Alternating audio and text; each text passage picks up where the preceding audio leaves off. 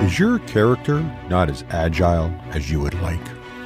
Karluk looks at Euphemia and says, I really wish he would have missed, and then just falls over. Is DM's grace in short supply?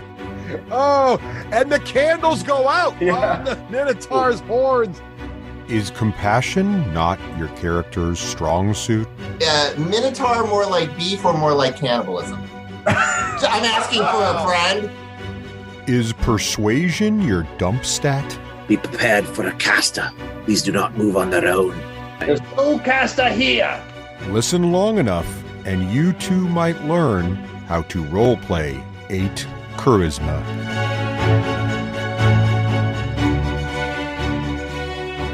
All right, welcome back. And it's time at the beginning of Roleplay 8 Charisma, as it always is, to find out what happened last time. We've had a bit of a break as we are on summer break this summer, 2021. Everybody's very excited about getting back out and about and doing things. So we had sort of a month or so off here, but we're excited to be back in front of our gaming screens here, getting ready to get going. Who would like to summarize what happened last time? I don't even remember who took the most damage. Not me. I stink. Joe, you took a shot at it. Why don't you go for it again? I'll summarize it. I'll try and be a little more couth because we're being recorded. But we were just in the cave-in, and we had a moment of clarity when Shadeen had realized that the Roper was an actual evil entity from another plane.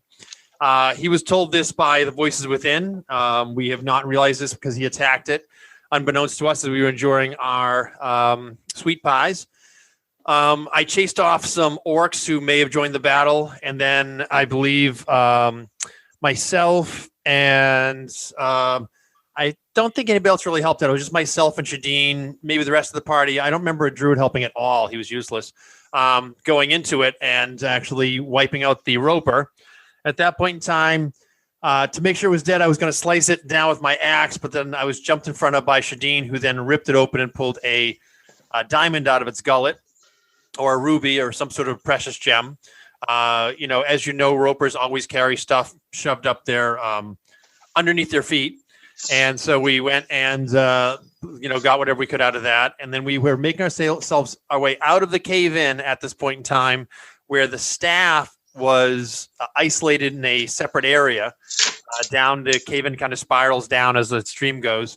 And I believe Karluk had used a masterful speech to attempt to get Pyrrhic to cast some light on the subject of what the staff was doing with a fireball.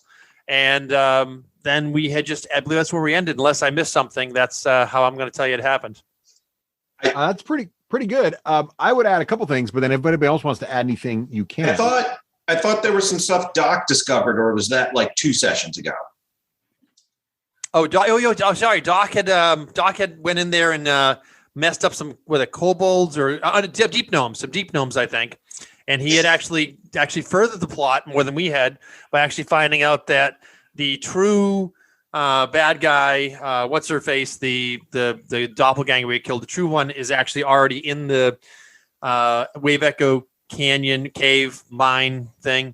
And so we're going to head toward that. And so we knew we had like a timer on. So we're bringing our brethren to drop off at Phandalin to the hands of helpful halflings and friendly folk before we move on to the cave. Now that we know where that Cave Echo mine is, we are going to head there and defeat the Black Staff. Spider. The Black Spider. So they don't use any of our dwarven goodness and magic items for evil. Yeah, that's pretty good. Good memory, Rafe. That was actually 2 sessions ago that Karluk had been interviewing some deep gnomes and figured out that the Black Spider may already be in Wave Echo Cave. Also, sort of at the very end of the last session, I believe Pyrrhic and Euphemia decided to give Clark, the bugbear owner of the cave in here, a little compensation for the damages. They gave him 50 gold. And right after that, Karluk made a impassioned plea to sort of the darker side of Pyrrhic that maybe a little cleansing fire would just make the world a better place here. and that appeared to fall on deaf ears. And that's exactly where we ended last time. What would you all like to do now? Oh, I don't think it fell on deaf ears there, Russ. I feel like I had a moment where I'm like, should I listen to Cowlick or should I kill all these people trying to make right? And then I realized that Cowlick doesn't actually mean that. He just is a victim of the things that happened to him. And then I think I had to give an apology to Shadeen, who also has taken our trials and trails very personally, and doesn't exactly know what help looks like. So I was going to go apologize to him at the beginning of this session, but it's been 6 weeks, and we'll just say silence is an apology. No, that is true though. If you folks just listened to last session and then came to this one, there was Shadeen did have a most excellent. Craig did an excellent soliloquy, monologue, Rant, diatribe. I don't know, rant. rant. I don't know. Pick the right word, Craig, for that. But anyways, yeah, exactly. So I don't know if you wanted to respond to that at all, there, Pyric, before we move on. Oh, I've been accused of worse and behaved poorly, so I will just let him have his feelings. And in furtherance of that, Shadeen would like to take that little wooden or that little black nightmare figurine that he was gifted apparently and put it on the table, because I believe that Thrall and Shadeen are outside right now by the river, by the tables. Yes, they are. Yeah. So I'm going to put that very gently down on that table and I'm going to walk off into the woods. Oh, all right. So Shadeen does that right in with front no of you. Hard feelings. I wouldn't want to take anything for granted. I don't even know how it's supposed to work or why it would be of any use to me as Shadeen. So I'm going to note on the table. Russ, I'm just going to note the direction that Shadeen goes. All right. I'm going to find a nice quiet spot by the river and just sit and watch the water flow by. The giant dragonborn footprints he leaves behind. Yes, I'm loading up on stealthy. I'm loading up on food in the kitchen. It's a long journey back to Phandalin. I think it's a couple days. I thought the horse's name was Moody, but I will just take the figurine back. Euphemia. Oh, it's not Moody anymore. That's easy to fix. Euphemia is surprised by what Karlik has discovered in the whereabouts of the Black Spider, and so goes up to Shield Brother and says, I think we really need to get a move on. Karlik discovered some pretty scary stuff, so I think we should drop off the brethren. Let's bring them over to Auntie's. They can rest up there.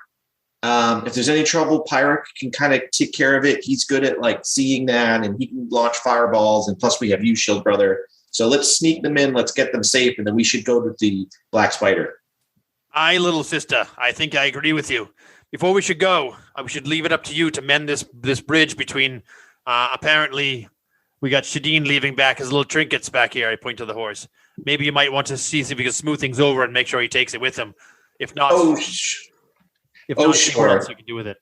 Yeah, Euphemia, says to Pyric, Pyric goes to get it. And she winks at him, thinks that's a good idea.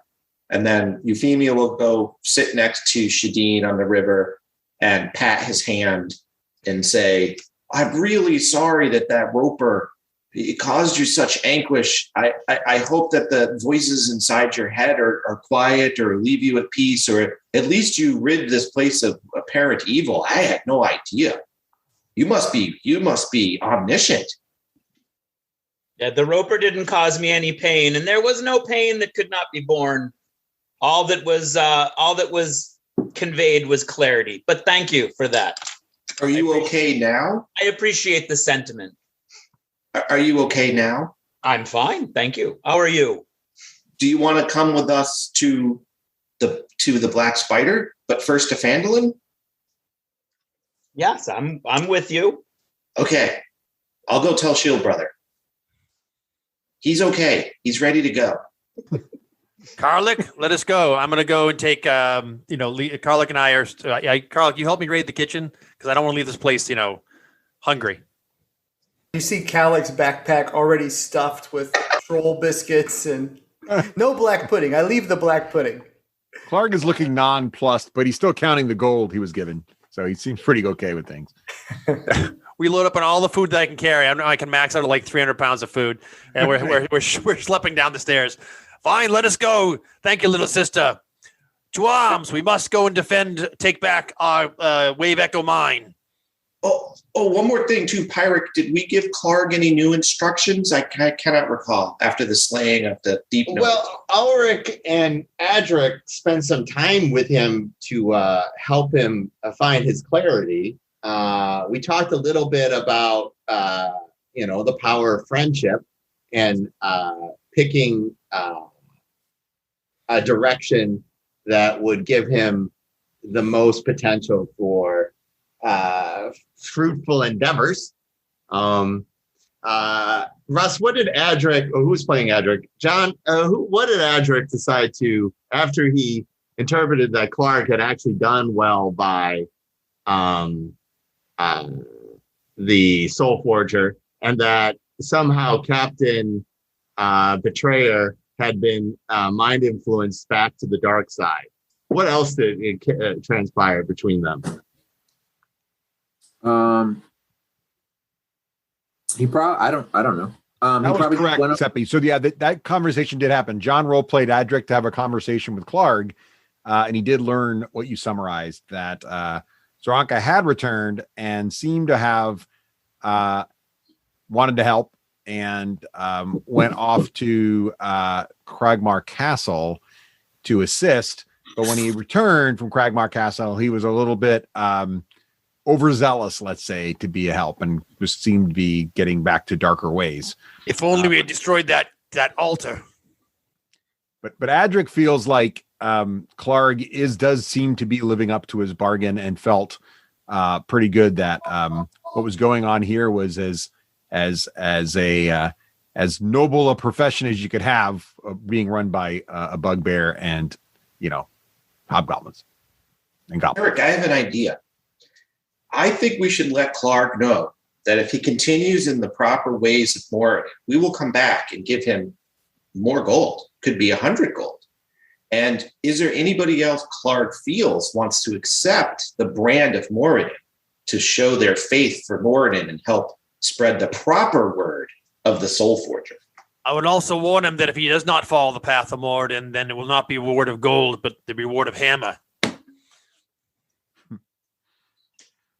He knows that, Shield Brother. I believe the path of Moradin is headed to Phandalin. See y'all later. Okay. Thank God he's bye. I'm gonna collect my kin and say, hey, if you don't want to lose the Wave Echo mine, we should get going here. Oh, Jesus. All right. So is everyone packing up to leave here? That's what I'm hearing. Yes, we're going to get moving on. Doing. All right. Were any additional brands dispensed, or are we good? I was going to say I only brand those that I defeat. I don't brand anybody. I kill them or I let them live. I feel like that's soft. That's soft. These are debates you can have on the road. All right. So let's go back to the world map here. And back to the Sword Coast map. If you scroll down on the map, you will see that we have a little area here where we have been noting all of the things. So currently, you are all here. I'm going to ping it right now. You can hear our lovely music playing in the background there. You are here at the Cave Inn, and Phandalin is not super far. Phandalin is, if I do my little no snapping, as you can see, it's 36. Not that far. That's Wave Echo Cave. Is 23 miles. So, what does that work out to be? Let me grab my handy Dungeon Master's screen here. Days travel per day. A handy reference for any Dungeon Master out there when you get in this situation. So it's a day's travel. It's a day's travel. Thank you, John. About 30 miles a day, a normal, 24 miles a normal path travel. And unfortunately, we are pretty much down to one pony, so it's not really a mounted situation. So you're about a day away from Phandalin. Probably worth having everyone check their current stats. Is anyone looking bloodied or badly injured? Because we've probably all forgotten who was injured, who wasn't. What time of day is it? It was. You got there in early evening, so it's still like dusk ish. The battle is how much travel light is left? Probably a few hours. You know, it's All still right, summertime. Let's get a few hours. I don't want to stay here. All right. Are you guys going to travel the roads, or are you going to try going over land, the most direct route? Who wants to? Is it any faster on the road? Theoretically, yes. We'll take the road. Downside of roads is that Tribord Trail has historically been a haven for bandits. In fact, this entire campaign started because there were bandits. So historically, that's been sort of a problem. But the road is well packed and easier to travel on and easier to walk. So theoretically, it shouldn't be any longer, even though it's a little longer miles wise. It's a little easier to walk down. The trail it is then. All right. Okay. Let me make a quick little roll here on the side. And anyone? Yes. We'll do this. We'll go this way. So right, like along the parallel to the road, and then head down south on the road. But I feel like we're not going to get to head south until after we camp. So we can kind of camp off the road.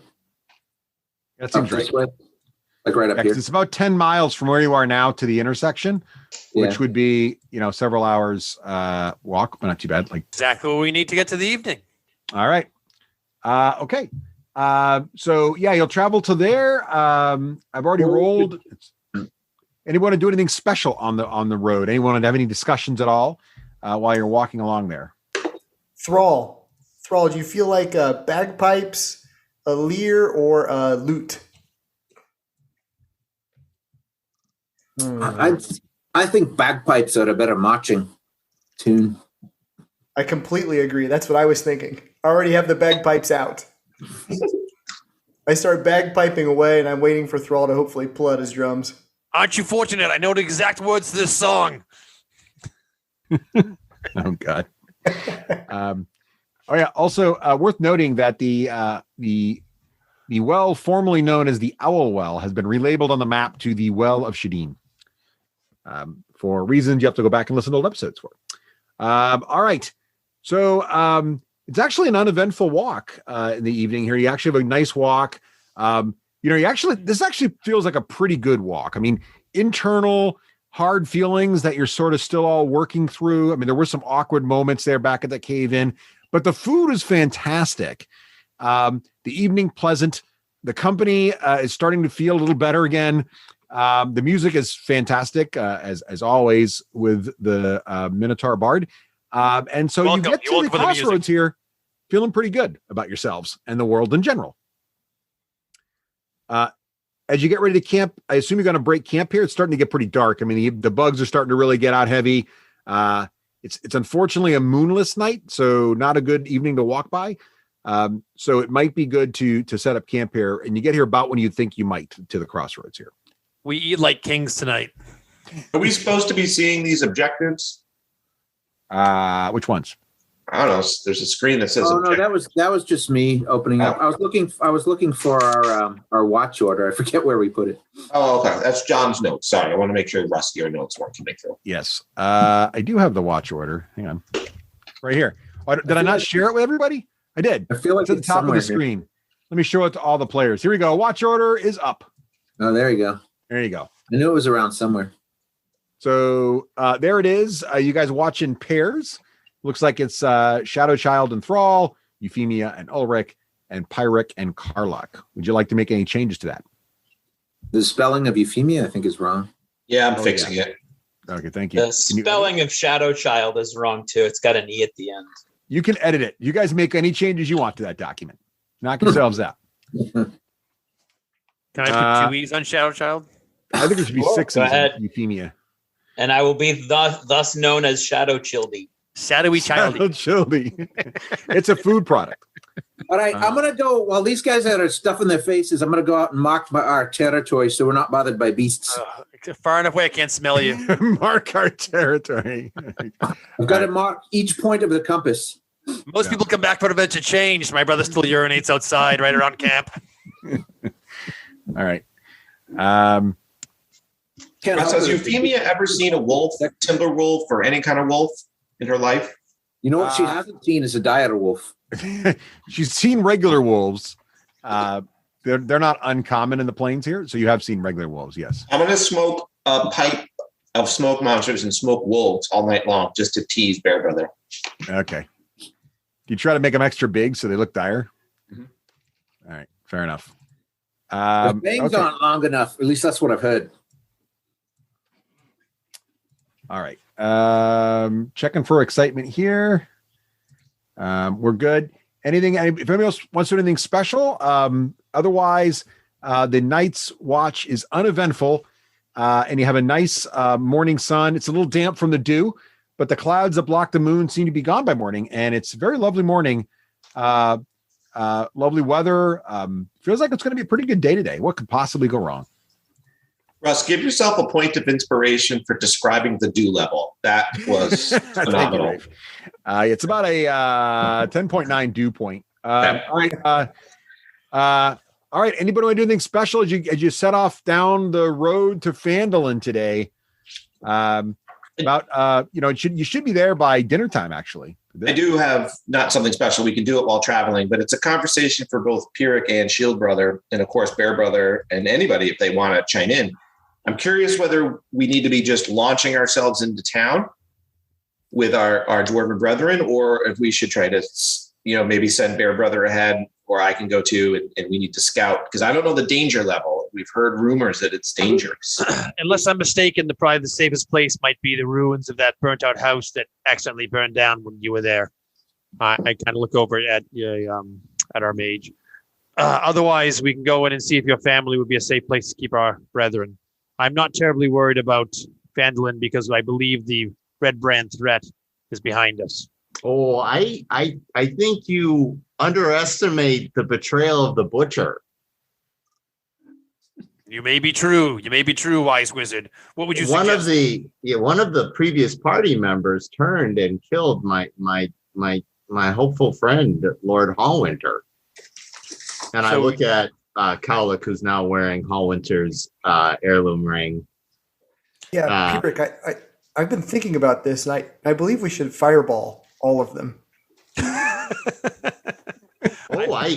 think you have had a fundamental effect. How do you do alignment changes, Russ? If you can give me a good reason, and if it makes sense, I think we can shift them. We don't have to do anything. Yeah, the party's disregard for life, and the fact that Cowlick, I opened up to Cowlick so much last time, and he still wanted me to psychotically kill everything. I think they're right. I think we should just start fireballing everything. So I want to shift from Pyrrhic, the savior of the North Star, to a more medium place where fire could happen at any moment.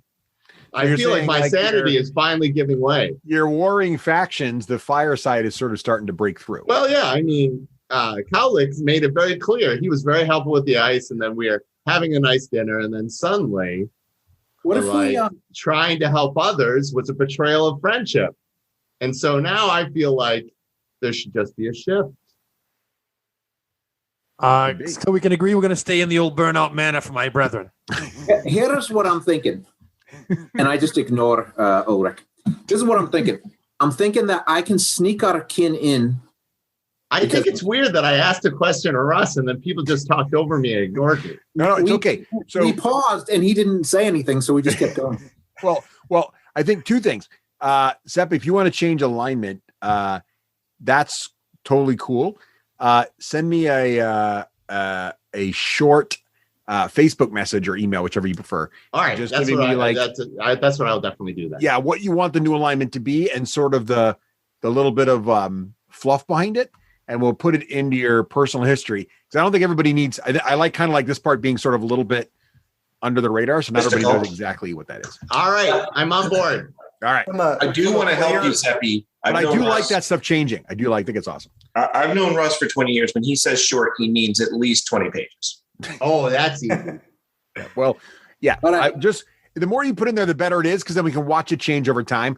When Joe was having those sort of Vengeance Quest things, I got a lot of good information on him for the Vengeance Quest stuff too, which helps later. So these things come back later. Don't worry. Whatever you put in will come back. Don't worry. Russ has a secret background of mine. So, yeah. So we're clear, what Russ is saying is falling in a ditch does make you wiser.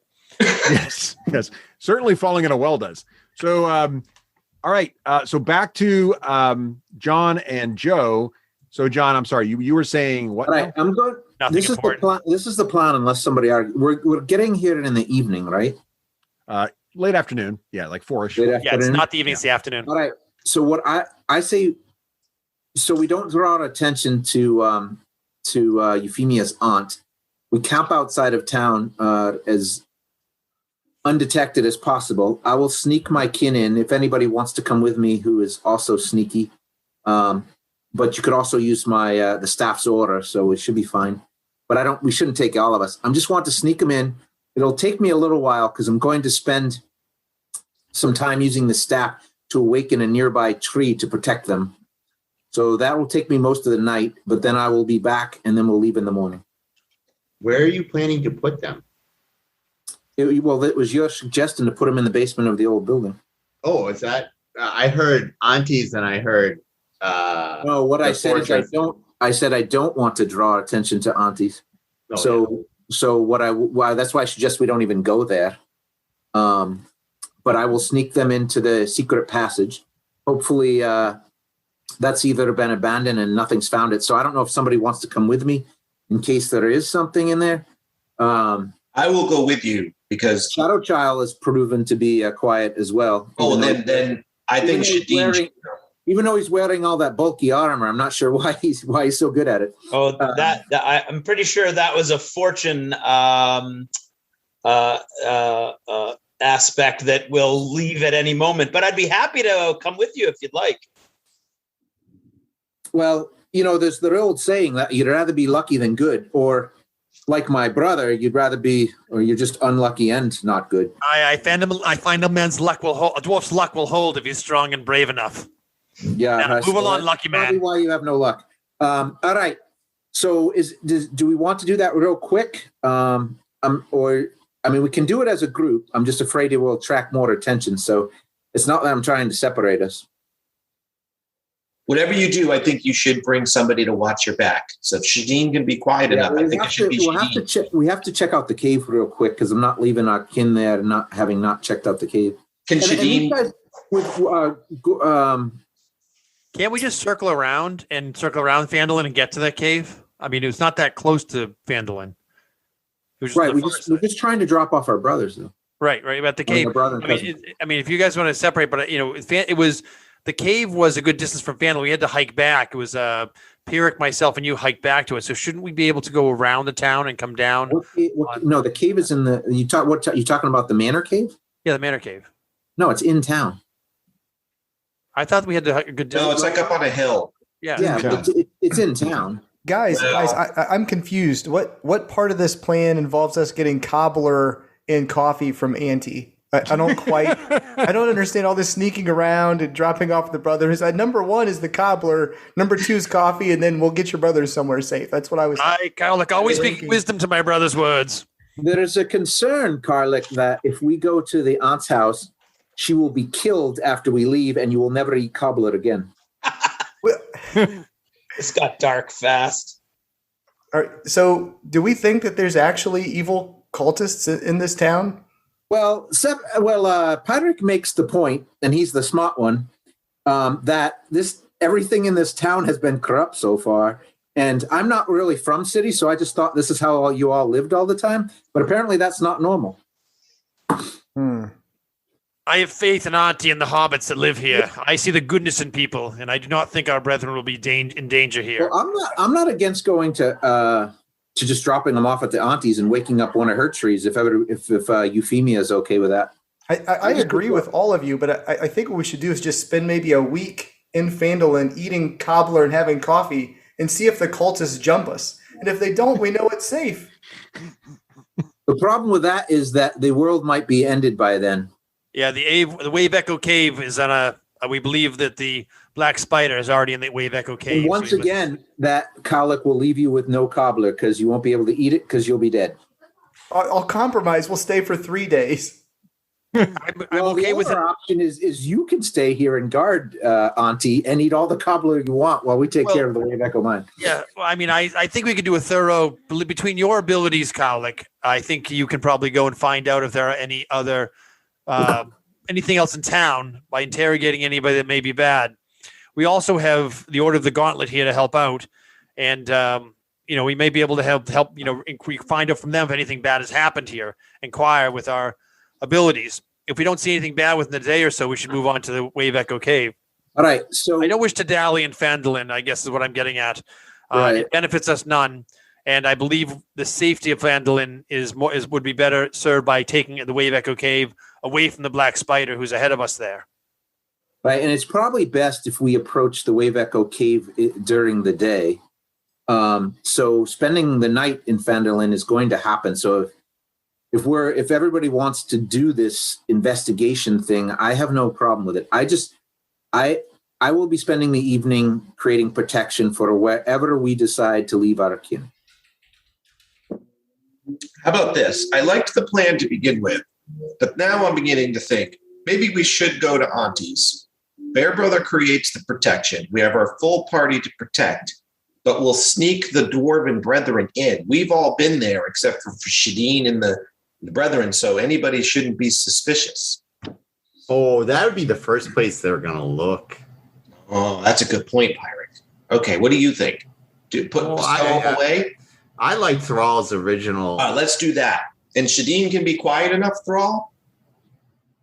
Sure. He's got the universe protecting him. Yeah, why okay. Ask Shadeen. You probably know better than Thrall.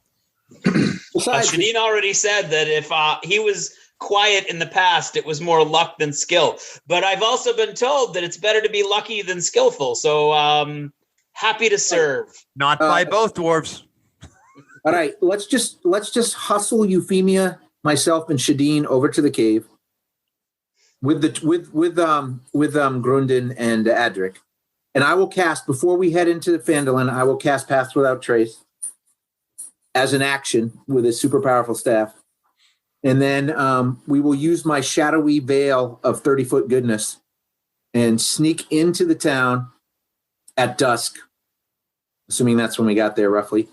And we can do this real quick if you want, Russ. We will just check over the cave to make sure that there's no evil creatures there. We will leave them with the goblin weapons we collected. And then everybody else we can rejoin up in the morning. I have to spend 8 hours to create an awakened tree. So, tell me about this awakened tree. I love this phenomenon. All right, before he says anything, I check all the bushes. Because remember, before telling secrets, check all the bushes. Or bugbears. Joe, take a point of inspiration. Also, Doc, take a point of inspiration for your excellent argument for quality eats at Auntie's. So, Pyric, I've only heard of this spell. It's beyond my capabilities. But with this staff, this wonderful, powerful staff, I should be able to draw this particular power forth. And then on the way to Wave Echo Mine, I will tell you all about it. Oh, I'm so excited. I can't wait. All right. Russ, who do I think made this staff? Go make an Arcana check. Oh, I love this. Let me use my skills that I'm good at. You are quite good at Arcana. I love this. Don't forget you get a bonus +1 just for being you. Yeah. Joe is also asking if anybody wants a point of inspiration. So, wow. I could always use inspiration. I feel like Ulrich is particularly.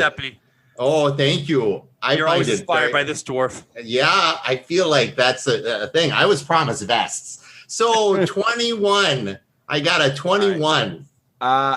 You don't. It's not a style of magic that you know well, but it's clearly crafted by druids. And you believe that it was crafted in a way to defend nature from extremes of both any extremes, extreme fire, extreme greed, extreme good, extreme evil. That's very exciting. Balance. So one of the things is there any such thing as non-extreme fire? Oh no, there's everyday burning. There's a small smolder. There's like a controlled burn, like a nice low coals, good cooking fire. There's the simmering But as a fire. tree, are you feeling that is non-extreme? The simmering rage of insanity is always with us, and that's sort of an everyday fire. Are we? Is everybody good with us doing this plan the way that I laid it out? I'm not, but I'll go along. Well, you're not allowed to, so that's fine. No, I like this plan inherently better. I don't think people would think we'd come back and burn the place down again. So I'm going to, and that's where you're going to surprise them. Before we separate the party, I'm going to find a nice little quiet spot of nature that they can hunker down in while we make this run into the town with Grundin and Adler.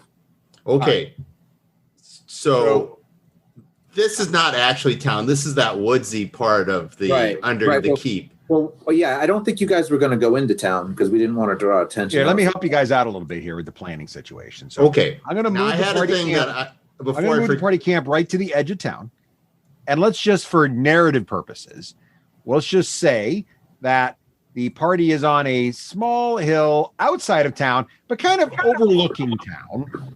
So here's a little map of Phandalin, just to remind everyone. And so you're kind of overlooking Phandalin from a little bit of distance, just to help everybody out plan out. So, and let's just say, I don't know, you're up on a hill I'm going to put a little X. Can you guys all see the map here? Yeah. I'm going to draw a little X up on this hill up here in the upper left-hand corner. I'm about to ping it. You guys see that? Yep. Okay. So you're up on that hill area. The party's sort of in that region, looking out over the town. Euphemia can...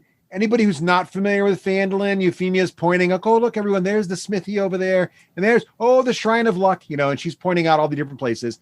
And you can still see up on this far hill, away on the other side, there's a ruined manor. That's fun. If you squint, it looks like it might still be billowing a little bit of smoke, or just a little bit of whiffs of smoke coming out. And as a reminder also, Adderley Farm, or Aunties, as you guys have all come to call it, is right down here, sort of on the southeastern side of town. Now, for those of you who are involved in the sneaking into the manor, that entrance point was right around a little X on the map. So out of town is what you're saying. Just so we're clear. What's that? Russell, since Triboard Trail is up here where I'm pinging, yeah. Couldn't we have come over this way? Yeah, sure. Yeah, you can do that. That's cool. And avoided the town because the right. We'll tuck our party in this little clump of woods here. All right. You'll be up here? Yeah, right in this woods here. Okay. And then I'll draw a line. Then we will make our way down through here and deposit our kin. All right. Oh, we have to go to the secret door. Sorry. It'll have to be around this way. The secret door's down at the red X. Yeah, I got it. I redrew it. Yeah, because we all could have done that. Why? You can come if you want. I don't care. Well, I'm just saying we didn't have to go into town to go there. So it makes sense for us to all to just go down there and then stay the night and then leave the next day, right? All right, sounds good. Let's everybody go under the cloak of Pass Without Trace. I was just trying to get a free moment without you near me yapping away, but apparently that's not going to happen. I also, while we're traveling there, I do have a question for Shadeen. Let me know when it's okay to ask it. And I think Pyric wanted to say something too. Pyric, you go first. Well, I have two things. One thing was about the staff. One of the things I've never admitted to Thrall that I very admire him for is choosing his own path based against convention. And also the druid staff, is it dwarven made? Is it elven made? Is it human made? Yeah, this is more leaning to the other. It's not my type of druid, but it works for me. So what am I going to do? But is it dwarven made or elven made? I don't think it's dwarven made. If it ain't dwarves, it's crap. With the 21, it looks like it may have been conjured from the wood itself. Like it wasn't actually hewn. Like it was actually crafted without the touch of hands. Like it was done purely from magic and willing itself from a tree. So based on that, it's actually hard to, there isn't any indicators that it's a particular race that made it. It was really more I'll of a tell you, magical Fire, creation. if it was dwarven made, it'd be shorter, thicker, and probably made of stone. Oh, it's very exciting. It's very exciting. So now I want to really take Shadeen's chiding of me very seriously, and I want, now this is the moment, to ask Cowlick how he ended up in the manor in the first place as a battle slave, or what I thought he was That's going a to great use question. for. I'm like, Cowlick, there's been a lot of very reasonable animosity towards your captors. Can you tell me a little bit about how you got to the manor in the first place? Or you don't have to share now, but I feel like we finally traveled enough that I'm comfortable enough to ask. Can we wait? Can he wait till we get in the cave? I'm just afraid we're going to attract attention. Oh, that's probably. Can we make it, Russ? Are we in the cave? If we're in the cave, then he can answer now. All right. So you're all passing without trace, right? Right. We're all within 30. They're all within 30 feet of me. And it's late afternoon, so We do have a pony with us too. We always forget about. yeah. So we're basically You never in, forget. essentially broad daylight, but late afternoon with pass without trace. So why I thought don't it we was all dusk. make? What's that? Thought it was dusk. Well, yeah, 4 or 5ish. So make a stealth check with advantage. Everybody make a with pass stealth without check. trace. Yes. Remember, you get plus 10. Oh, that's right. It's not advantage. It's plus 10. That's ridiculous. There you go. The lowest we have so far is a 19. Oh, you got to roll for Adric and. You can roll it, John. Okay. Is everybody rolling? Yes, Yeah, we yeah. are. You're all together. We decided we're all going since we didn't Yeah, have if to go. less people go, you don't have to roll, but everybody's going, it sounds like.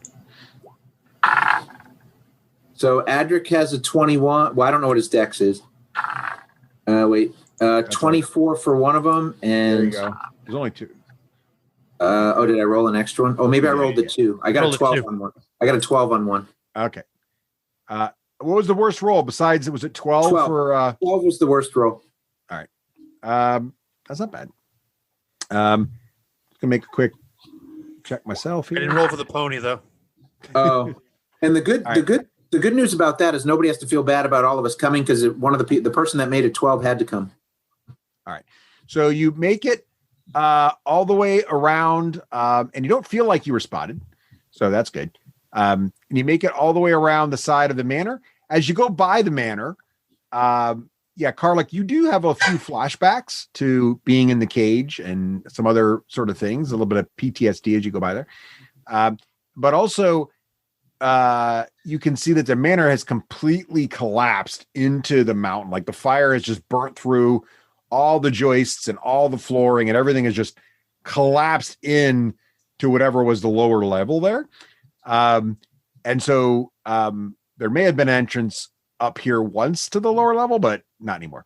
So you do make it all the way around to the entrance you all found last time. And are we all going in? All right, I'll go in. I'll Yeah, scout. we'll all go in. We're still as stealthy as we're going to be. All right. Okay. So let's just do this here, and we'll do this here. And the production values, Russ. I really admire this. For the people who don't get to see the video of this, getting to see Russ manipulate roll 20. I'm just flipping some people around here. Here we go. Is And a treat. now, right. So I'm going to take. Let's see. So who's coming? Who's going in first? Is Thalric, you going in first? Sure. So John, can you see on the board yet or no? I see darkness. All right, hang on. I think that's Shadeen's one. Darkness, no parents. Wow. There we go. Night vision. All right. How about now, John? I can see now. Hey, okay. So roll a perception check there, John. Balric. 14. I thought you were going to get a nat 20 for a minute there. Okay, so coming back in, you remember this is sort of a cave area, and it's one of the few places in this sort of underground sort of area that the top is actually cavern also. So this is part of a cavern that obviously predated the manor being built on top. And so when you look up, you can see it's cave roof. As you enter, and everybody can just look at John's shared screen, this room looks abandoned, and the passages that used to go to the left and the right completely caved in. As you can see here and here, it's just piles of burnt, collapsed wood that looks impassable. And up ahead, you can also see, so all the previous exits out of this room appear to have collapsed. And it's just this empty room chasm. And I believe one of the bridges you guys collapsed last time you were here. So the northern bridge is not there. The southern bridge is still intact. But there doesn't seem to be any way out of this. Are we all considered to be on John's icon? Yeah, you're all where John. I mean, I can bring them all in here, but right now there doesn't appear to be any threats. If some threats emerge, I will add the rest of you to the situation. I'm going to ask my question of Cowlick as I look over to see where the body of his last betrayed, stabbed bugbear was. If you remember, he had this dramatic moment where he was going to help the bugbear up out of this pit right by this bridge, and then coup de grace him underneath his armpit. I do. Good memory, Seppi. Take a point of inspiration for bringing back that moment. And Carla, make a willpower check, Carla. Make a. Let's call it Constitution. Does anybody need inspiration? Because I was inspired by Dan's play. No one needs inspiration. Does anybody need to heal? Shadeen, have you recovered all your hit points? I have. We all had a long rest. So had a long rest. Everybody should be maxed out. Okay. Carlick, you're feeling a little nauseated as the memories come flooding back to you. Russ, while they're doing that, as long as we're secure, I'm going to go outside and start my ritual because it does take 8 hours. All right. I'm going to go around the cave, stomp around it, make sure nothing attacks me, and thus the party. I'll hit the perimeter of the whole cave, Russ. All right. So you're checking the cave. And I'm going to do make an investigation check, Joe. Yeah, I'm going to do a divine sense on it too. Make sure there's no one dead. Ooh, okay. Yeah. So investigation. And how does divine sense work? So divine sense, it works like. Let me see if I can put it up here. Divine sense. Is this it? That. So I sense the presence of strong evil registers like noxious odors and thalric. Nice. As an action, you can open your awareness to detect such forces until the end of your next turn. You know the location of any celestial, fiend, or undead within 60 feet of you that is not behind total cover. You know the type and but not the identity. And that's it. And you can use this feature equal to, I can use it 4 times. So I'm going to throw one of those down. When I'm in the center, I'm like, anything bad there. All right. Okay. You, and what did you roll for your investigation? I rolled a natural 14. Okay. You feel like it looks like those caved in areas are impassable. It looks like there isn't anything else here right now than a few normal insects. And you also get the sense from your divine sense that there are no really undead or other forms of dark evil wandering about. I'm going to enjoy the next 7 hours and 55 minutes without my brother while he's outside by eating food and talking with good friends. You also get the sense that this would not be a comfortable little cavern to hang out in for a very long period of time. Even for dwarves? Well, I mean, it's just not well appointed. If you know. So it's like home. Sure. Okay. I mean, if you're a dwarf used to a castle, you're fine. I mean, just saying. Yes. Anybody else doing anything in here? Any other sorts of investigation going on? I know. We never really followed up with Karlak after Pyric asked that question. So Cowlick gets a little misty-eyed, and you can tell he's experiencing some discomfort being back in this cave again. And he looks over at Pyric and Euphemia and Thrall. Shadeen, you're outside with Thrall, is that right? I got confused. Are Thrall and Shadeen outside? No, I think we're all in the caves. All right. Except for me, I'm outside awakening a tree. Right. Although I should probably go with him and watch. Are you aware when you're awakening something? Or do you need somebody to watch out for you? I am aware. If I get interrupted, I lose the spell doesn't go off. But I'll stay inside for now. Okay. So Callie gets a little misty-eyed. He says, I'm from up north in Tin Towns, if you've ever heard of it. I was from the smallest settlement up there called Goodmead. That's where me and my kin lived until one night. Callie kind of grimaces, and you can see a little tear forming in his eye.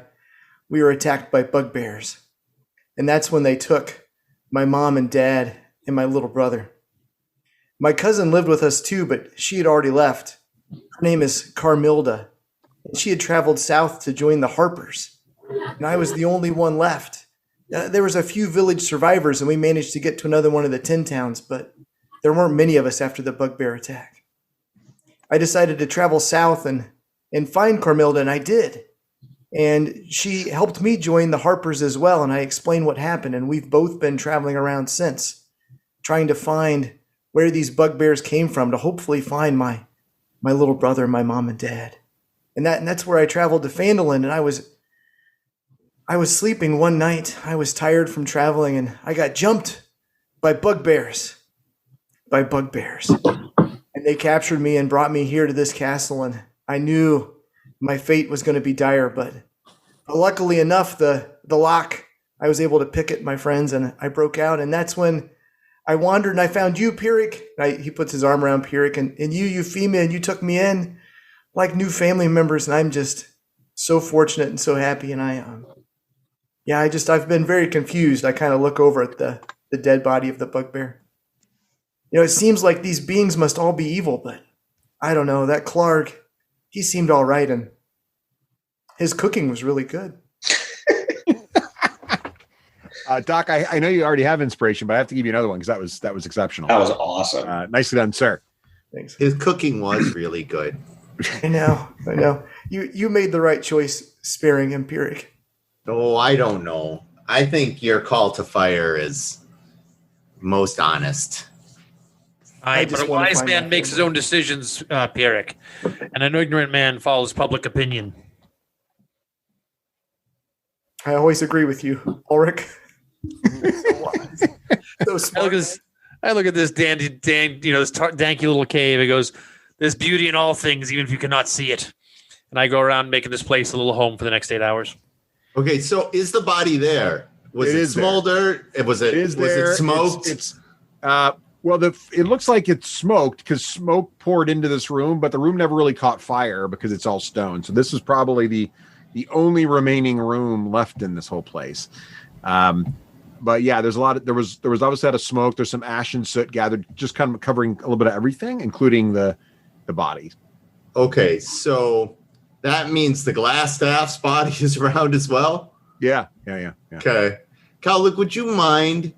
I feel like it's probably a good moment for both of us if we took these bodies and we burn the hell out of them. I agree. Let's wipe away these memories with flame. Yes, with fire.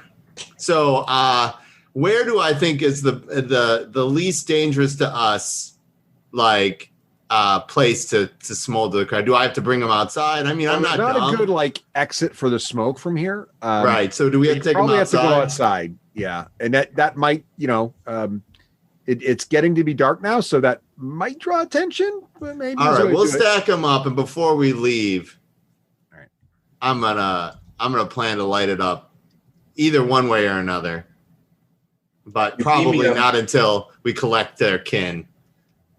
So we're good, but we can't be in this place with the bodies. That's for sure. All right. Euphemia goes up to Karlik and hugs his leg and says, "Well, whatever happened of your cousin?" Carmilda, she's still in. I believe she's still in search for my mom and dad and little brother. Part of the Harper organization. They're very secretive, so I need to. If I found another Harper, perhaps they would know of her. Were there any clues here in Phandalin of your mother and brother and father? None yet that I know of. The next bugbear we find, maybe we should ask. We should ask them. Well, yeah. Are they using them as battle slaves? Like, your people are really hardy and very musical. were also quite good at fashioning magic items as well. I think your glass staff might be made by a female minotaur. You can tell by the kind of whitish, milky color of the glass. Oh, mine's made out of ice. I love it, Doc. Excellent. This is Hey, Derek, fantastic. you got a woman's staff.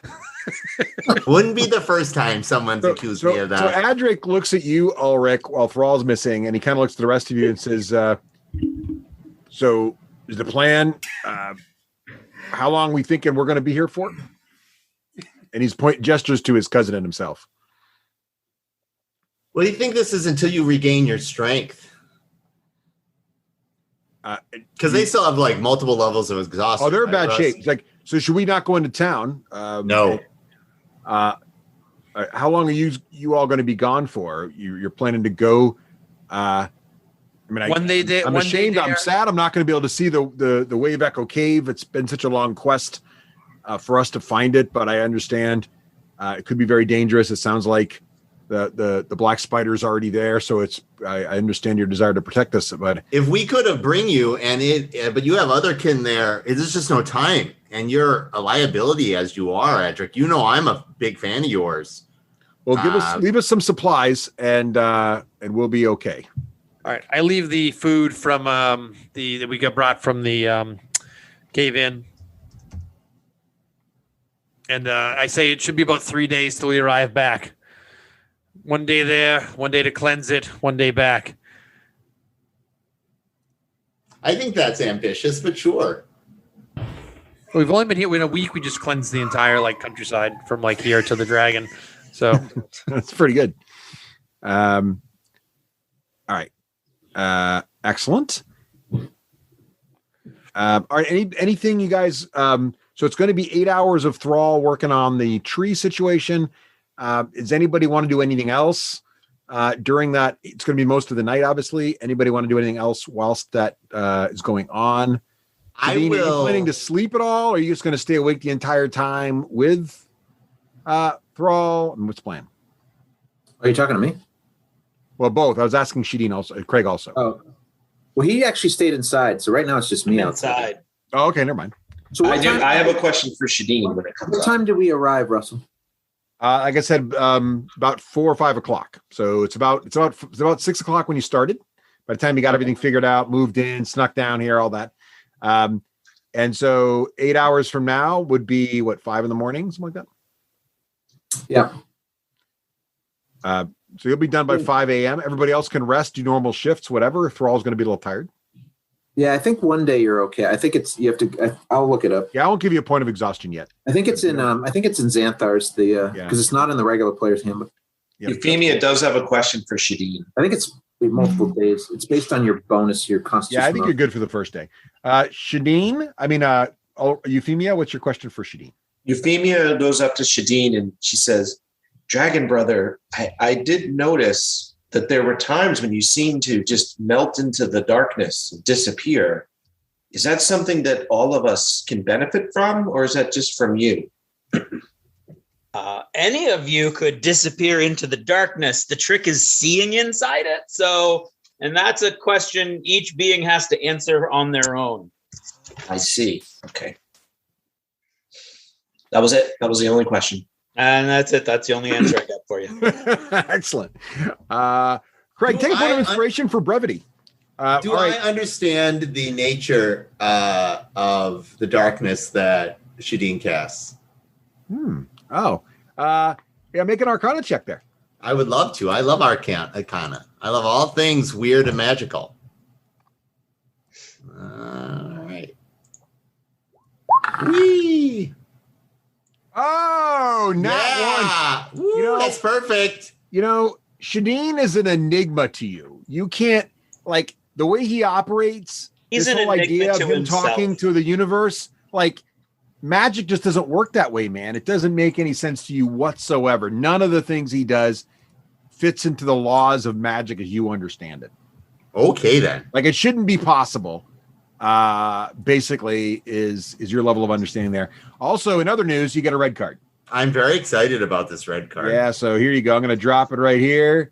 And the red card, Teppy, can you see it? Probably not, 'cause you're not on the screen right now. Nope, I can't. I'm even zoomed all the way out. What we're going to do is actually, I'm going to get rid of that red card. I'm going to take us back to the map of the town, since we're pretty much done in here anyway. And since everybody can see the map of the town, as soon as I get us back to there. All right, cool. Now we're back to the map of the town. And here you go, Seppi. Here's your card. Oh, you see that one? This card may be played against you by the GM. Yeah. 1d10 after making a saving throw. Oh, yeah, why that's don't you go ahead and right-click that and take it into your possession? And I have done that.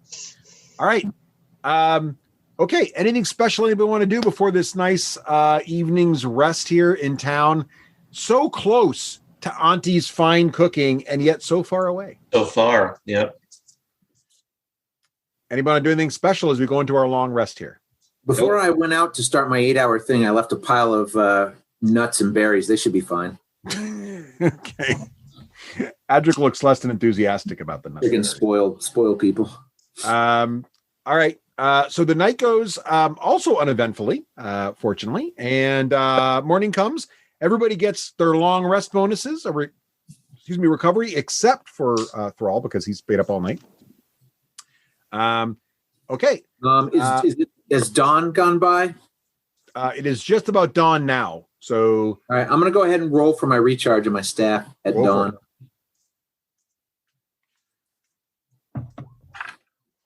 So it's full again.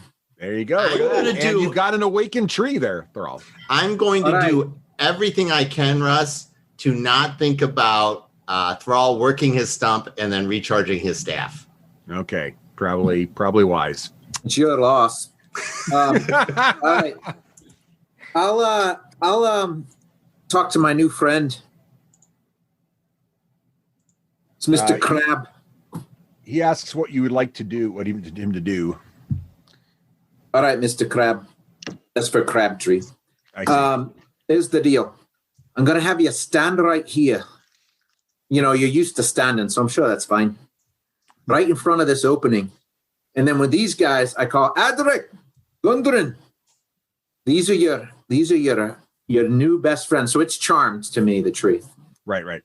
For 30 days. Wow.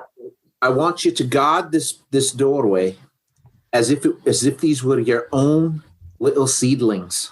Protect them with your life so that they can grow and be strong again. You understand? I don't think it talks. It what does it do? It just shrubs. It is smart now. It has an intelligence 10 now, though. Does it have any languages or no? Oh, you know what I'll do? I'll drop a charge to do speak with plant. Why not? All right. Yeah, the crab.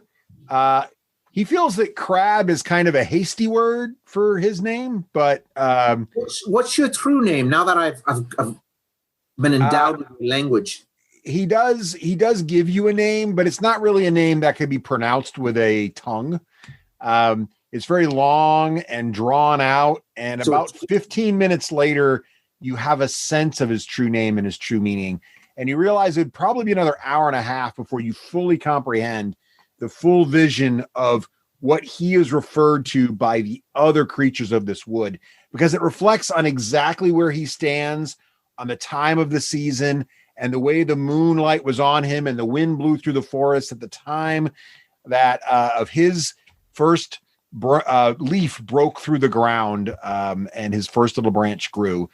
And so he gets about, a very small smidgen of this to you, but you do get a lot of it as being a druid. It gains the ability to speak one language I know, so it speaks Dwarven, so it can speak to my kin. There you go. So it does speak to you in Dwarvish about most of this stuff. That's awesome. Right. You know what we call slow things where I come from? Crab. So, and he does confide in you that he's actually a pear tree, but sure. So right. Okay. But he does agree to happily guard these two. So I'm going to tell them that Crab here, if you just ask him, he might have to call him Pear to get a move. I don't know. Is he? But he's going to guard the door. So if you need him to move because you need to leave, although I recommend you stay here, piss in the corner, just be like at home. Do what you've got to do, and then we'll be back in a few days. I imagine Ulrich's wrong, so I would go with 4 or 5 days. All right, let's leave your friend Stickney alone. Let's keep going. All right. So the tree sort of, well, for lack of a better word, sort of takes root right there in front of the opening. And he does block most of it. And it looks like he could give most things a good whomping, like a willow, if anything tried to go past him. So it looks like a pretty good move there. Does anybody want to do anything else before departure? Hey, Thalric, looks like your tree's got a nice pear. I keep going. Oh, wow. Joe, how long did you work on that, Joe? I was working after Phi Wood for a name. Or I feel like Joe's got a pad next to him. He's writing down good branch. No. Good leaf. No. Let's make like a tree and leaf. Let's make a tree and leaf. All right. No. Coming too. All right. Anybody want to do anything else before we take off? We good? It's not a surprise to me that it speaks Dwarven because its bark is worse than its bite. Oh, there it is. There it Thanks is. for helping me out, Seppi. Okay, I just can't dispense any more inspiration because everybody's got it all. Okay, so moving right along. Excellent. So the dwarves, nice job, everyone. The dwarves seem to be secured. They're not. We didn't describe them as comfortable, but they are at least what appears to be as safe as they can be made. And their location is presumably not been observed by anyone. So back to the map. Okay, so very important as we're going along and we're talking in a respectful, our list of priorities are: number one, save the dwarven kin of the people. Number two, help them with their cultural heritage and the dangerous object with which they have hidden from the world that the spider wants. Number three, Shadeen has a quest for some of these items of power that have been hidden in evil creatures. We have to, when he is ready to talk about it, we have to figure that out. Four, Cowlick's people have been enslaved and taken away. We need to find out what happened to all of them. And number 5 or 6, Ogma has told us that abomination at Cragmore Castle must be destroyed. And so we will have to circle back to that after we go to Agatha's lair. Thrall, have I missed anything? Ulrich, have I missed anything? Euphemia, have I missed anything? You missed 2 things. We have to find the orcs in somewhere up north and kill them. I didn't hear you mention that. And remember, the whole point of this is to find strange new people and kill them. So, well, we go. That is the strangest teaching of the Soul Forger ever, but I understand that you are the aficionado, and so that is what we have to go with. Weaventor, that's it. Thank you. Weaventor. I'm pinging Weaventor right now. That is supposedly one of the places that you are asked to based on the information that I guess it was Ulrich that got it, or Ulrich stumbled upon. That place is loaded to bear. We'll have to think twice about when we go to handle that. Yep, nailed it. Like need an army or worse than 2 Cyclopses? Like, what are we talking? Send in Thrall first and run up to get killed. I don't know much about wyverns, but 5 people flying around on dragons sounds like a hefty deal. I'm gonna need a bigger axe. But anyway, let's you know how they say, let's take a wave. You eat a dire wolf one bite at a time. Yeah, let's take a wave echo cave first, and once we do that, the timer will be not as timing. Yes. So the good news is the distance from where we are now in Phandalin to Wave Echo Cave is about a little short of 20 miles. So again, about another day's travel here. So you should be able to get there by the evening. Now, as I don't know which one of you is consulting the map to kind of remind yourself exactly where this is, because I'm sure you're going to look at the map one more time, kind of get a feel for it. So who is looking at the map at the moment? The map is imprinted on my head, in my head. Oh, you looked at it? Yes, that's right. So you remember when looking at the map you actually found in Cragmore Castle, that there was some writing in Dwarvish near the marking of where Wave Echo Cave was. And the writing in Dwarvish said, a good dwarf will not let a rock stand in his way.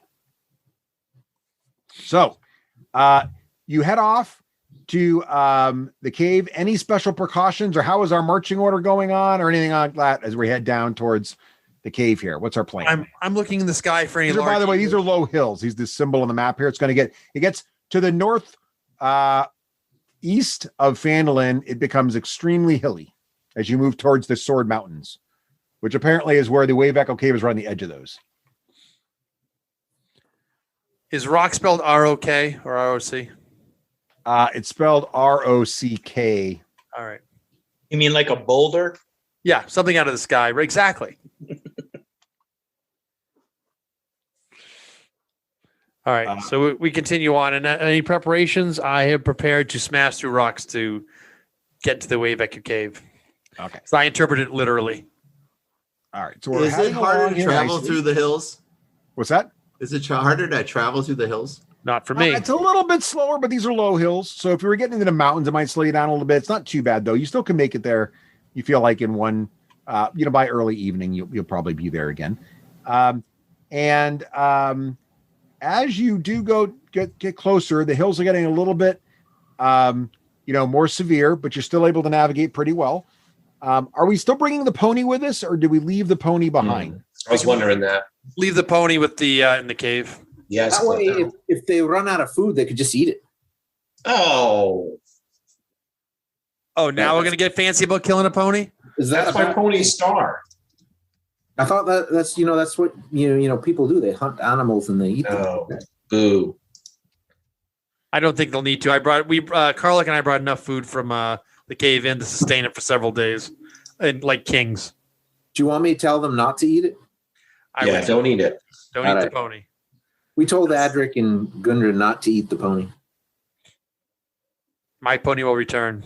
As you get to the sort of near where on the map it looks like you're getting pretty close to this cave. And again, it's getting near dusk evening again. You notice that the mountains are starting to rise up out of sort of the hills. But before it gets too much of a climb, you see there's sort of this narrow crevice entering into the side of a mountain from about where on the map it's marked where apparently the Wave Echo Cave is. And you kind of notice that if you didn't have it marked on the map, you might think nothing of it. It might be something but it's open to the sky. Like it's not going to be dark. You can watch. It's not actually a cave yet. It's just sort of a narrow sort of valley-ish sort of situation, but very narrow, like not very wide at all. I mean, you could probably walk like maybe, 8 or 10 people abreast in there, but it's going to be pretty narrow. And you're sort of getting to this sort of entrance situation.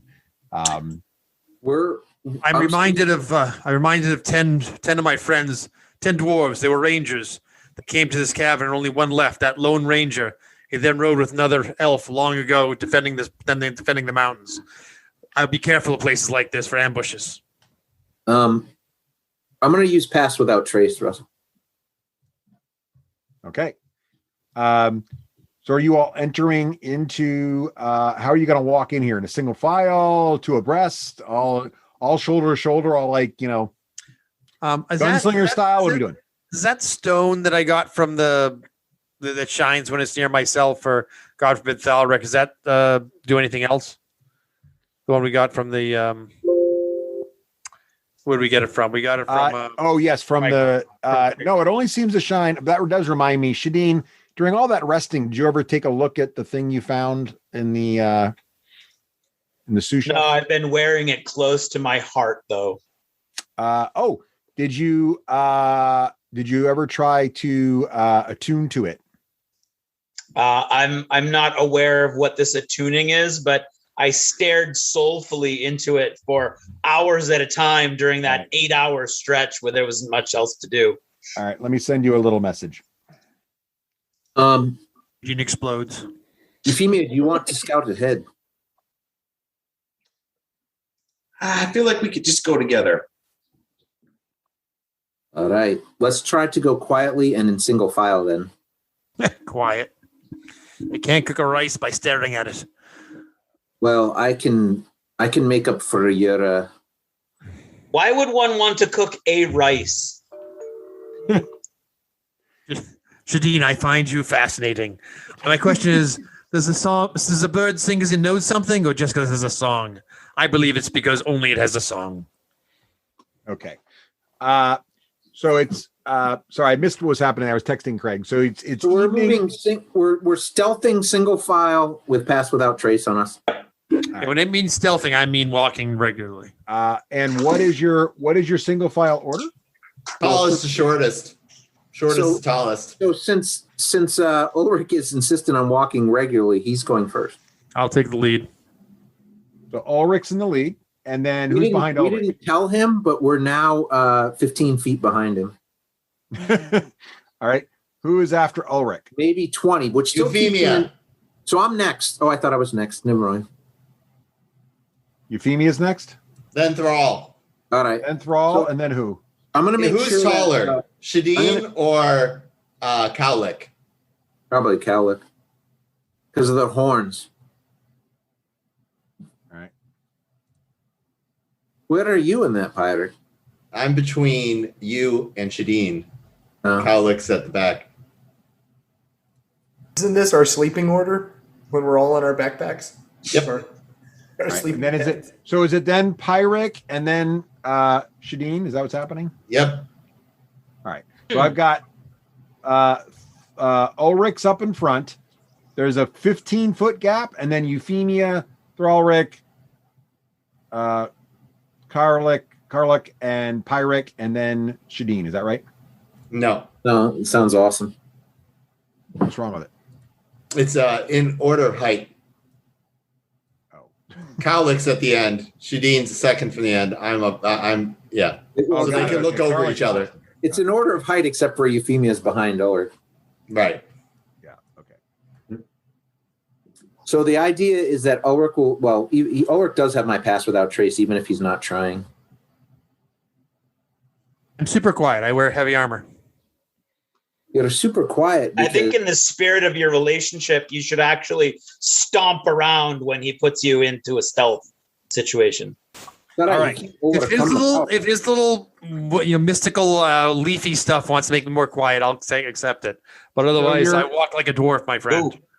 You're stumping along here. So It's not stumping. I'm walking like a dwarf. If you want to call it stumping, that's your words. Okay. You're walking like a dwarf, Walk like. and there's like I said, there's a 50-foot thing. You're going through this little chasm, and it's very narrow, but it's fine. You're making good progress. You get to a spot where there's like sort of this like pool, not super deep, but pool of water sort of in the middle of the path. And so, Ulrich, just so why don't you go ahead and make Dwarves, as you know, are just like cats. We don't like to be wet. Yeah. So I'm going to do everything I can to avoid that pool of water. Okay. So, why don't you go ahead and make a perception check there, Ulrich? Are there I'm going to use inspiration on this one because, again, Russ? Are there like cliffs ahead of us where people could ambush us above us? Yeah. So the situation is, Ulrich's really feeling like he's got the situation under control here. Which is I got a 9. okay. So yeah, John. So just as you get past this little pool of water situation, and Ulrich kind of goes around it, Ulrich's feeling like, with his 9, he's feeling good. Ulrich's always got a good sense of confidence, good level head, really knows what's going on. And I would argue all of the above. so the sidewalls of the thing, You'd be they're wrong. feeling clean. I mean, there's probably not an ambush happening there. And as Ulrich comes around the pool of water, all of you are sort of still a little behind the pool because you're letting them have 15 feet ahead as you described. And ahead of you, Ulrich, you see you're kind of looking at the water and you're kind of like, oh, that's interesting. And you kind of look up and you look down at the water. It's kind of cool. And you look back up again and you kind of notice, oh yeah, I guess it was kind of dark. I didn't really catch. The chasm kind of comes to an end and there's these massive boulders just sort of piled up here at the end of this cavern and this chasm. And there's really, it's a dead end. It's a map. But as you know, no good dwarf will let a rock get in his way. And Yeah. so I look in the pool. Okay. Okay.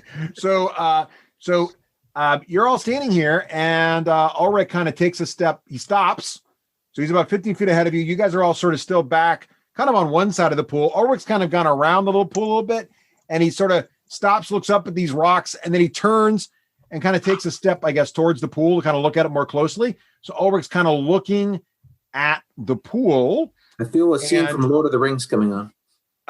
Yeah, so you see this situation. The pool's small. It's not like this isn't like the watcher in the water situation here. While he's doing that, can I just scan up above and see if there's something staring down at us from those high places? Yeah, sure. Why don't you make a perception check there, Ulrich? It should be a 19. It is. 19's pretty good. Yeah, there's nothing. You're trying to find if there's anything up at the edge of the cliffs or looking down. The cliffs look pretty sheer, and it seems unlikely that something could be perched up there. So you're feeling pretty good that there isn't going to be anything like jumping down from above on you or anything like that. Good. But hang on a second. Oh, what'd you roll, John? 19. Yeah, you're pretty sure you heard a sneeze. It was probably Ulrich. A sneeze from above or from You just heard a sneeze. Yeah, I mean, what direction is what I'm saying? It feels like it came from Ulrich's direction. It's probably fine. Echoing. Yeah, I mean, it's probably Ulrich. It's probably that. Ulrich probably was allergic to something. It's probably Ulrich. So that's all I think it is. So I can't do anything with that because you're telling me. Well, no, I'm saying it came from Ulrich's direction, but you didn't notice with the 19. Ulrich didn't move when he sneezed, which is a little my pass without trace didn't suppress his sneeze. No, that's also interesting. Who's it? You? I put my hand on Euphemia and lean, and I say, "I think trouble is coming." I agree, Bear Brother. You might want to do that thing where you hide in the bush. Where you hide in the bush. There are some. Speaking of that, there is some low-lying shrubbery just to your left, Euphemia, right where the walls go up. I'm gonna hold up my staff kind of, and then crouch down in a cat-like stance because I'm just so used to hanging out with animals. Yep, I go jump in the bush like I always do. You guys are being foolish. that, John, you said you got a 19. Yep. You smell. Smell. He smells. That's a sentence. You smell. I smell a wolf. Does it smell like a dire wolf? It smells like some of the strongest, most pungent wolf odor you've ever smelled. That is phenomenal. I actually, as I just look over my shoulder and I say, I smell a powerful wolf. And there's a big grin on my face. I'm taking. And then I think so what's Ulrich? Where's Ulrich compared to me at the moment? Yeah, I mean, in this time, how long? I'm not saying. Here's what we're gonna do. This is probably not necessary because there's really zero chance that a fight's about to break out. But just for sake of argument, I happen to have this map ready to go, so I'm just gonna go ahead and pop this in.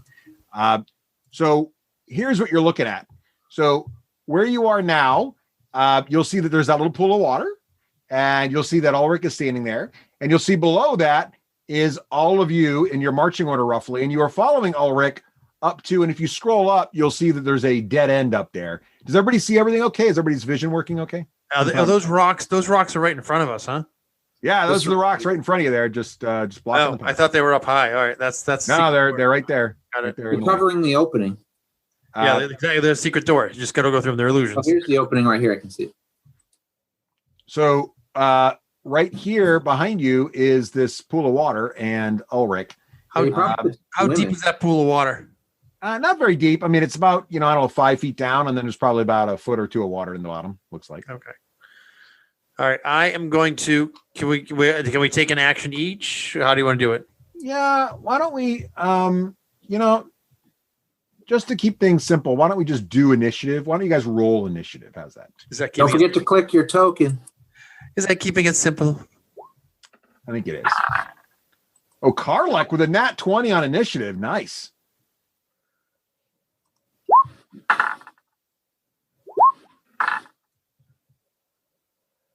Carl you likes- did okay too there. Wow, look at you guys with your initiative there.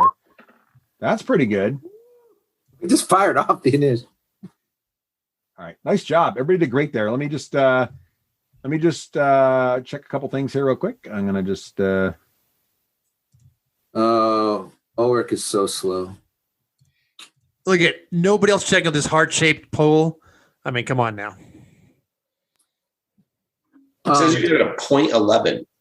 I'm worried That's that Thrall is a doppelganger because he's usually the last one to take any actions in any of these fights. It's Yes. very strange for him to be so proactive in all of this. Yes, How many pirate. times have we entered a combat where I smelt dire wolf? Yes, he is a doppelganger. We need to fireball him. Yeah, I'm pretty I sure- feel like I'm pretty sure I heard what I heard was Thorek smells. Steppy doesn't have any. That doesn't say dire wolf.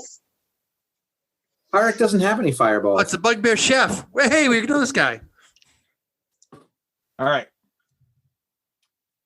So all right. So Karluk, you're first. What are you gonna do?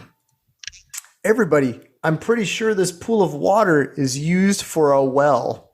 Let me take a look. So I'm going to move forward to inspect the water, do an investigate there. And because I mentioned a well, I'm going to use Bardic Inspiration to inspire Ulrich. Oh, yeah.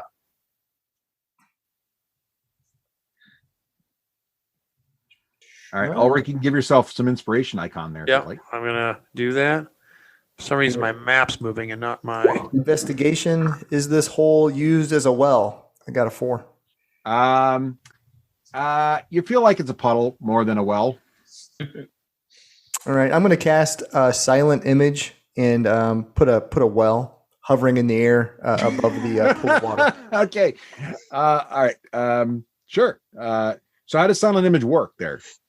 Yeah, it's just like a 5-foot cube, so I'm just going to have it hovering in the air, just a well with a stone circle with a couple poles of wood, right? Stout poles of wood, hanging, a little rope with a bucket type of thing, hanging in midair. How's that? That is exactly what Calic was thinking of. There you go. We've got a well. It's even just drawn like in black like that.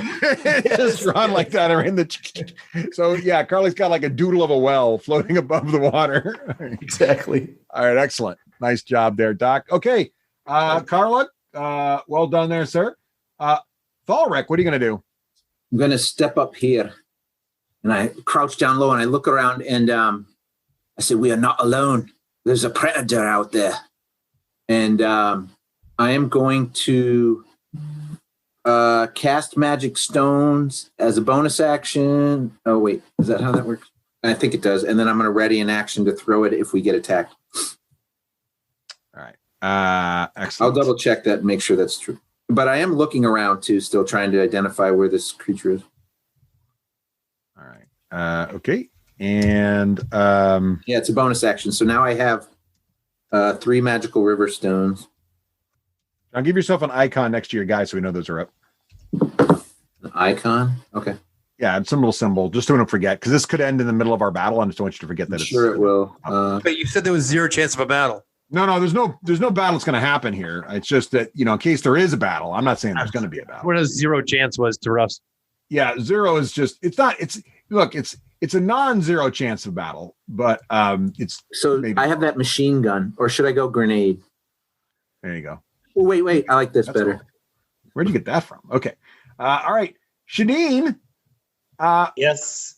What are you going to do here? I'm going to go one. By the way, did you get that message I sent you? A while ago? Yeah, the one about recently? your gizmo. Yes. Oh, I got that. I'm all warm. Nice. Okay, good. Yeah, good. So as I go up here, I'm looking over here as I walk in this direction. All right, make a perception check there, Shadeen. Oh, you would do that while I'm on the other page. Perception. A particular strength of mine. A 5. That's a great well. Everybody, I see a well. Don't worry, Carlick's investigation was a 4 too, so that's what I'm saying. You hear a voice in your head. Do I? And it is now okay, Shadeen, you're done. Thank you, sir. And then Pyric, you're up. Okay then.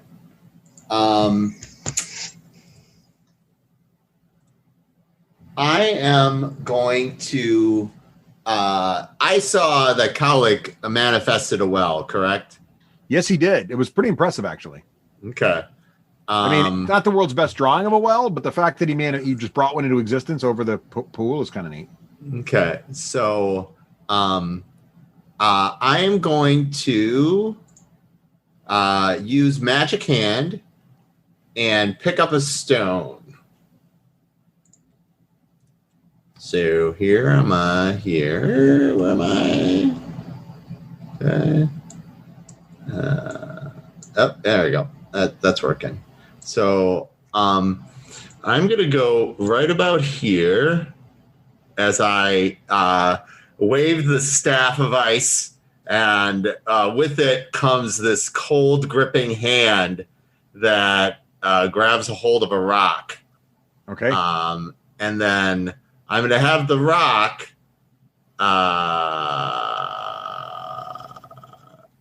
okay, one more here. It's 1, 2, 3, 4, 5, 6. I'm going to go and march. How do I use a token that's like this rock? You want to just add a rock token to your character? Yeah, because I'm going to start using it to bang on these rocks over here. Where's my ping? How do I? You want a rock token, or do you want an object on your? I'm magic handing a rock. Okay. He just picked up a rock and he wants to be able to show where he's knocking with it. Oh, I see. Are you throwing it there or something? Okay. No, I'm knocking things with it. Oh, knocking things. He wants something he can move around. Ah, excellent. So he wants something that looks like this that I'm pinging, but he can move it around. All right, hang on a second. I mean, you've set the bar with the well, so it's your own fault. No, I appreciate this. This is excellent. So I can. This is as far as it goes. I basically want to bang on this rock with my the rock that I picked up with my magic hand. Okay. Where are you going to knock first? Give me a ping. Right here. The magic hand, is magic hand throwing the rock, or is magic hand just sort of flying the rock? The magic hand right now is ready to throw it, but it is knocking with it. It's knocking. Yep. You notice that the magic hand is trying to knock, but the little rock doesn't seem to be striking anything. It's like it's just swinging at air. Okay. Illusion. I will pretend that this was all according to the plan, and then bring myself and my rock back. Me and my rock are going to travel backwards this way. And as I pass where I think Euphemia might be, I say that Euphemia's hidden yet, has she? I don't think she has. No, as I pass through, I say, I don't know what the wink sign is for the rocks aren't real. I don't know what the wink sign is. I think it's this. Here you go, Seppi. I made you a magic hand. That, huh? Up to 30 feet from you. Nice. I'll give you control of it. How's that? Oh, wow. That's amazing. I always wanted a pet hand. And you got it. Oh, it won't let me grab it. Oh, sad. Wait, now you have control of it. You should be able to move it around. Oh, that's great. Whoop. Whoop. You can resize it too to get it to the right size. That's every adolescent boy's dream. What? All right, there you go. So you told us that it was an illusion, right? I did. All right. Our path is clear. All right. Okay. Yeah. So, okay. So, at this point, it's right about at this point when a spear, is spear the right word? I'm gonna have to think about the word for this here. Is it a sphere or a spear? Well, I'm gonna make sure I get the right word here so that the rhyming doesn't confuse anyone. Let's call it javelin. So a javelin emerges at a very high velocity, right at shooting towards Pyric with pretty good accuracy and a really hefty throw. So we're just going to roll to hit here for this emergent javelin situation. The javelin rolls a natural 17. Pyric, what is your armor class? Normally pretty bad. Russ, is that long range for the javelin? No. Yes, it's just over long range. So I have to roll another die. You're right. It is long range. It's just over, actually. Thank you, John. You're welcome. Okay. What's your armor class, Pyric? Normally it is, let's see, armor core. Normally it is a 12. Okay. So the javelin rolled a 12. We can probably assume there's some bonuses on that. So let's just call that a hit. How would I use the staff for this? It's a reaction to use a shield spell. Yes. So if you want, you can use the reaction shield spell there. You'll make your armor class a 17 for the rest of the round until the beginning of your next round. I would do this because I am a coward. Okay. So spend the charges on the staff. So yeah, a shield pops up in front of Pyric. Unfortunately, with the bonuses, it actually does get to 17. So the javelin still strikes home, and you get hit. But it does D6 plus 3 piercing damage. So you're going to take 5 piercing damage. But additionally, because it is a surprise attack, you will take an additional 2d6 damage because whatever threw this javelin has some special surprise type skills, and you take another 9 points of damage due to a surprise attack. If it was a surprise, he wouldn't have got to use his reaction. That's true, but that's okay. I'll let him have it. I'll give it to you because you kind of expected the rock to be there, but you didn't expect to get shot at by a javelin. So in any case, so you take all that damage, and you have to make a concentration check, I think, to keep your hand up, but I'm not sure. It's not a concentration spell. The hand is only not concentration. Oh, then never mind. All right, excellent. So Pyric, you get hit by a javelin shooting out of there, and that was. It doesn't hit Thrall. It doesn't hit Thrall instead, who's in between me and there. You're taller than I am. Yeah, you are taller, and he did target you. And I don't know why he threw it at you.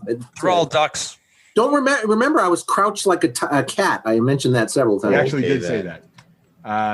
Yeah, I told you to get down. You didn't listen. Yeah. All right. So that's 14 points of damage. Yeah. Yep. Nice. So I got you. All right, Euphemia, it is your turn. Okay. Euphemia walks to and takes the flat of her palm and pats really hard the side of Ulrich's thigh greaves, like the flat of his plate armor. And so she's like, flat, flat, flat. Huh?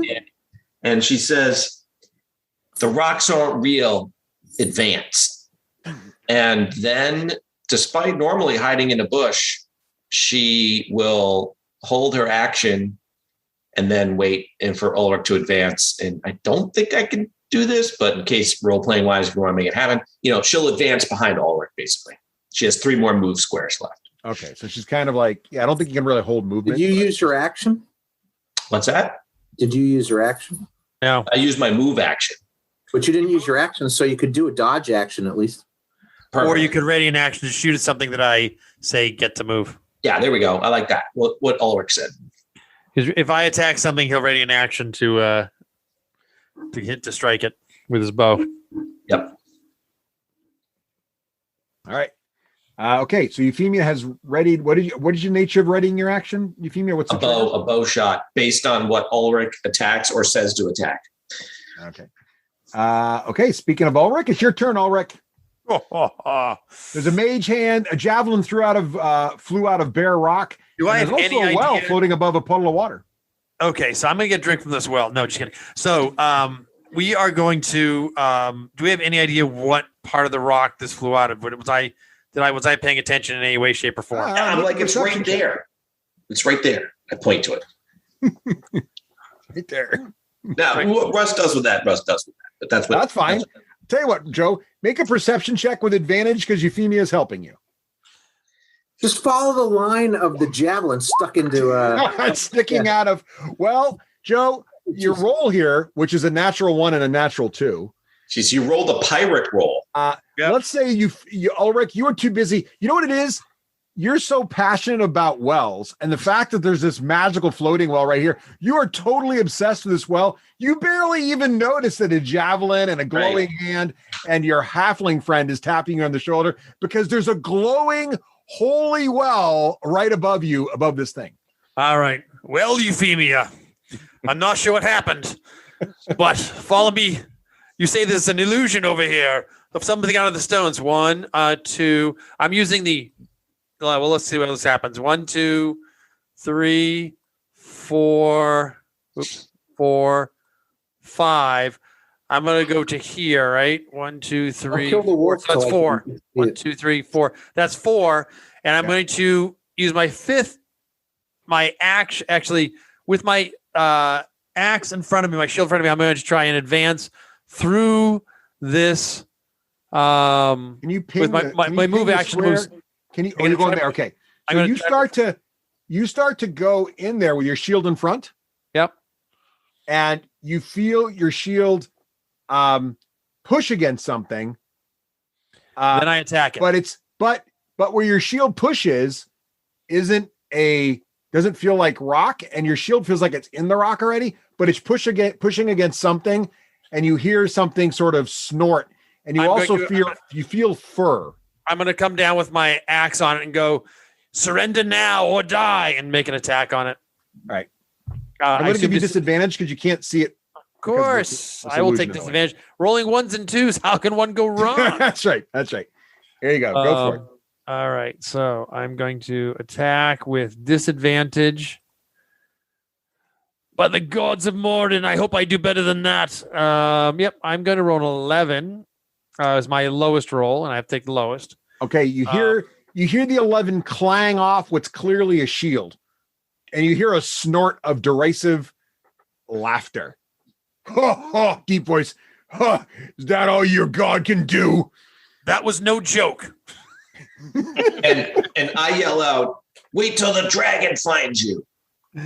All right. That's my turn. That's all I can do. So, what happens now is interesting. Because do I get a chance to know this? If this is an illusion, do I get a chance to see if it's an illusion, or is this like permanently rock in front of me? I mean, you clearly, you understand mentally it's not there, so you know it's not an illusion. But apparently, whatever kind of illusion it is, it's not the kind that you can poke it and it just goes away. Like it's still here. So imagine it's like a gas cloud, except it's an illusion of a rock. I can imagine a glass cloud on my brother's throne. It's dwarven made, Ulrich. That's why it's so awesome. So anyway, moving on. So you saw me. You saw me strike at the rock with my axe, and your trigger was to attack if I attacked, right? Yeah. So Euphemia, you said you were going to attack something that attacks. So you see Ulrich's axe swing down and sort of bounce off what looks like from your angle, bounce off the rock almost. But make a perception check, Euphemia, to see if you can discern that he actually went into the rock more than he should. Something talked too. Yeah, and there was a little noise coming out of there. How'd you do? 14. Yeah. You can clearly see. You heard the laugh. You saw the axe go too deep and bounce off something, and it ricocheted back. I mean, you've seen a lot of combat now. You ricocheted back like off of armor or deflected by a shield. So you get the feeling there's some kind of Ulrich's fighting something for real, and it's not a rock. And I did tell the rock to stand down. And then I'm no joke. Following all of Pyrex protocols. Or die.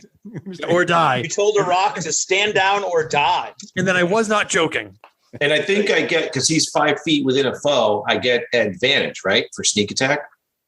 You don't get advantage, but you do get your sneak attack bonus if you hit Bonus. it. You probably have disadvantage to hit it. Yeah, I don't get my. It's like invisibility. You know what square he's in, but you don't know exactly where he All is right. or what his position. I don't get my steady aim either because I did move. So just for the recordings purposes, in case they're like, no, he does get advantage on bow shots. All right, let me roll the dice. So you have a disadvantage because you can't see it. 2d20, take the worst, like I did.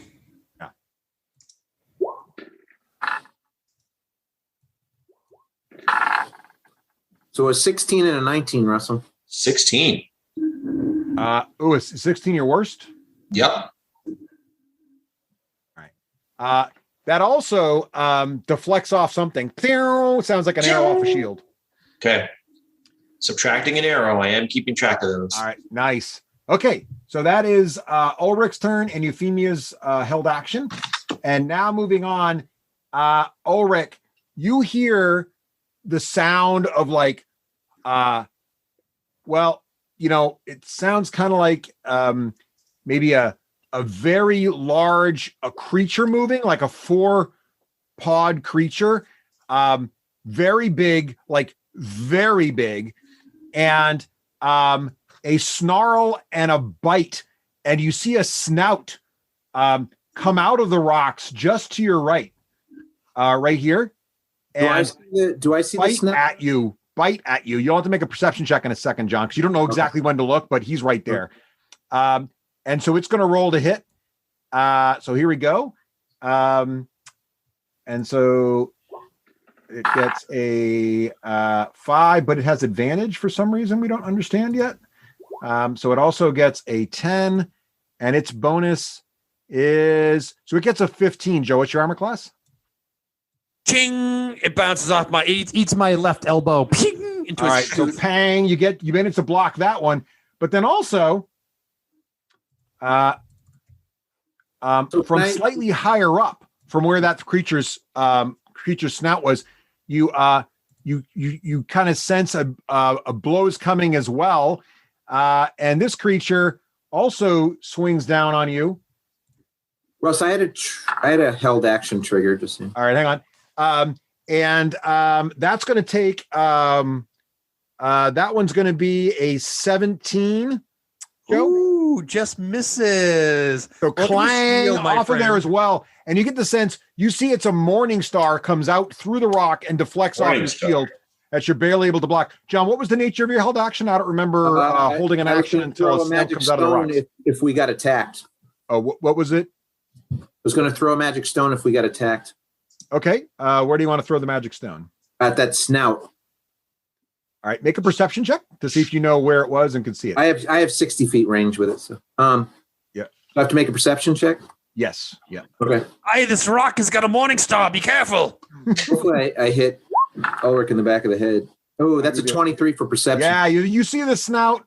So you would go after the snout first. So I don't have disadvantage because I saw the snout, right? Yeah, this technically should have triggered back when the javelin was thrown, I guess. But yeah, sure. Well, I couldn't see the creature though. Yeah, well, but you held it to your. It's okay. Let's just do this one. So yeah. So you when we were attacked by a creature, I couldn't see it, so I don't know. Yeah. How do you want to roll? So roll to hit with disadvantage. With disadvantage? Yeah, disadvantage. Because you can't see it. You don't know where it is.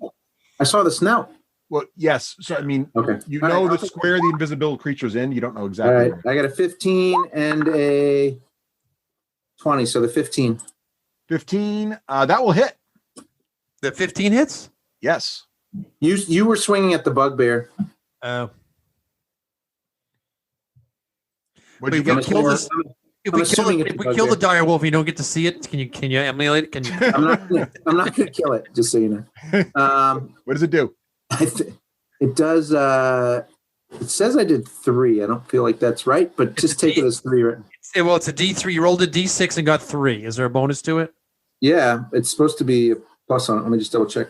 Because you got 3 for the actual D6. On a hit, you take bludgeoning damage equal to 1d3 plus. So it should be a 7. So plus 4, so 7 points of damage total. So 7 points of damage.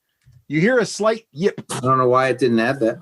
All right, you hear a little yip there. I find it changes my bonuses sometimes. My character. I don't know if that's Russ playing around, but I have to go and adjust it. Well, no, I tried to do it clicked on the magic stone, but it didn't. It's supposed to be. It's according to what I'm reading. It's plus your spellcaster modifier. So I don't know. You heard a yip there, and then also it's someone else's turn now. John, you got anything else there? Was that your only held action? No, that was a held action. And then also, Euphemia, you didn't hide, right? You were just okay. So let's just check the range here real quick.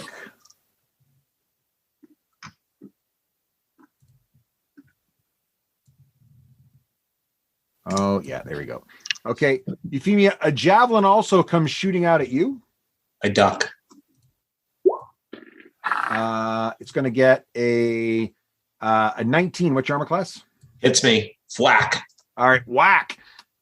You're going to take 2d6 plus 2 for the javelin. So you take 14 points from the javelin, but then also he gets a surprise bonus since you didn't know he was there. So that's another 2d6.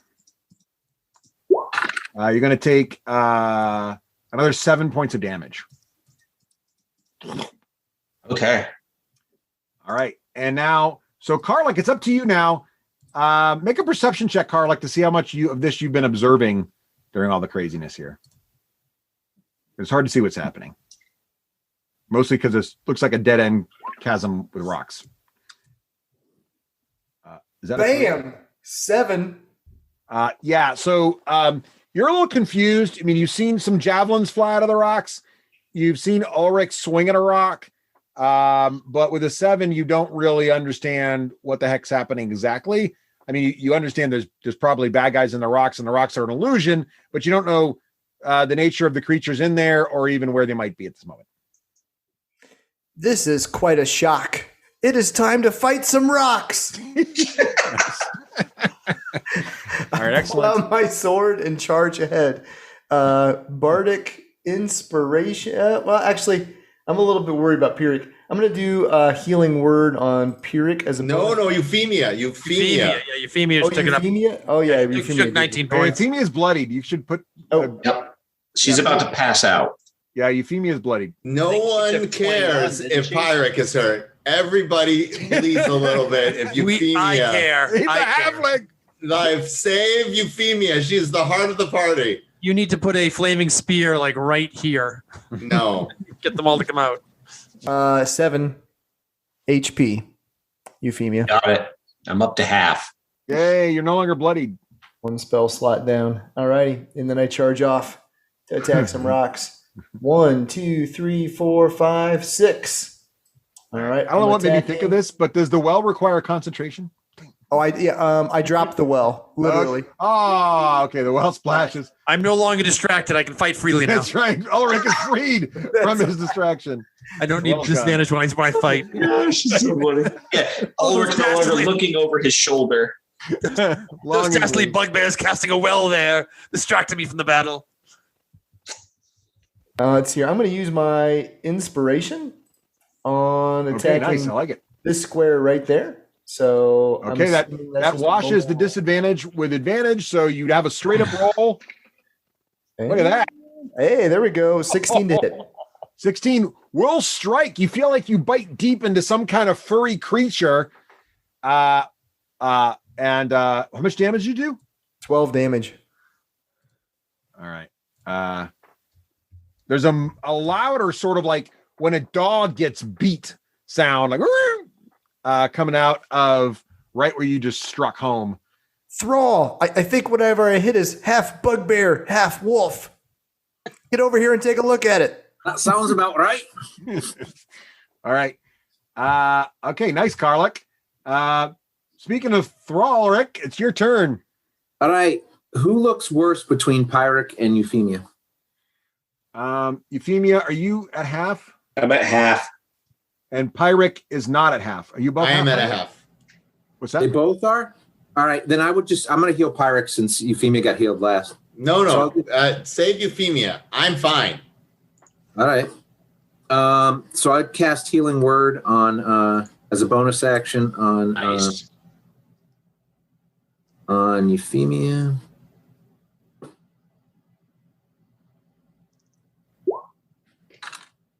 You will get 6 healing. And then I go 1, 2, 3, 4. I can share a square with Spectral Hand, right? Yes. Yes, you can. 5. And then I can't see anything still, right? Not really. I mean, you kind of have a gist of where things are, but it's. I will. As my action, I'll do a dodge action. All right, dodging. Put a little dodge icon up there, John, so we remember for next time if we don't get around the horn. Shadeen, what are you going to do? Well, I am going to acrobat my way up here. Ooh, fancy. All right, make an acrobatics roll. It's not letting me. Oh, never mind. Got the wrong thing going. Okay. Acrobat. A 19. Oh, you make that look easy. You just dance up there like a Korean gymnast. I did. And I am going to launch a. I'm gonna launch a. Now's the time you can use an Obi-Wan line if you want. Yeah. I have the high ground, Boulder. It's over, Boulder. I have the high ground. Okay. Eldritch Blast at this square here that everybody seems to be fighting. Oh, okay. Excellent choice. So, and does Eldritch Blast just hit a spot, or does it need to be rolled to hit it? No, I need to target it, and I'm using inspiration. All right, fair enough. Nice job. So you have a straight up roll? Yeah. Zot. Oh. That would be a 20. That would be a hit. Yeah.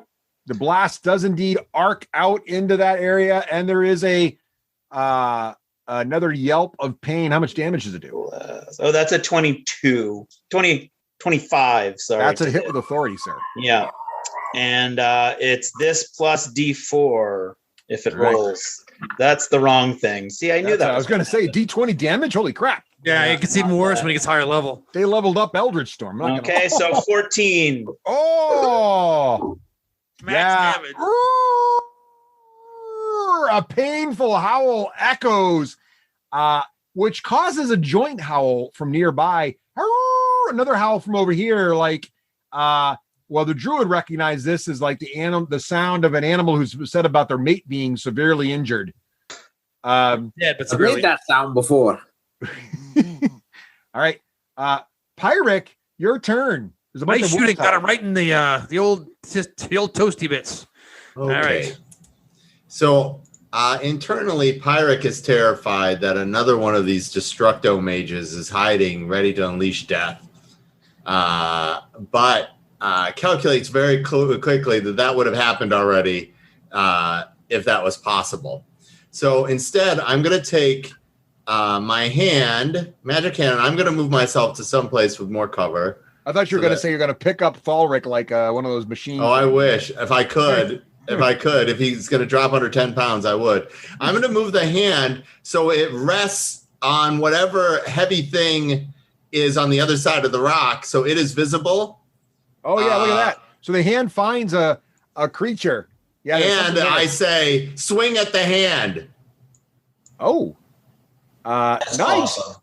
All right, that's awesome. I will allow that move. That move Sitting on his head. Seppi, that I will remove disadvantage for attacking where the hand is.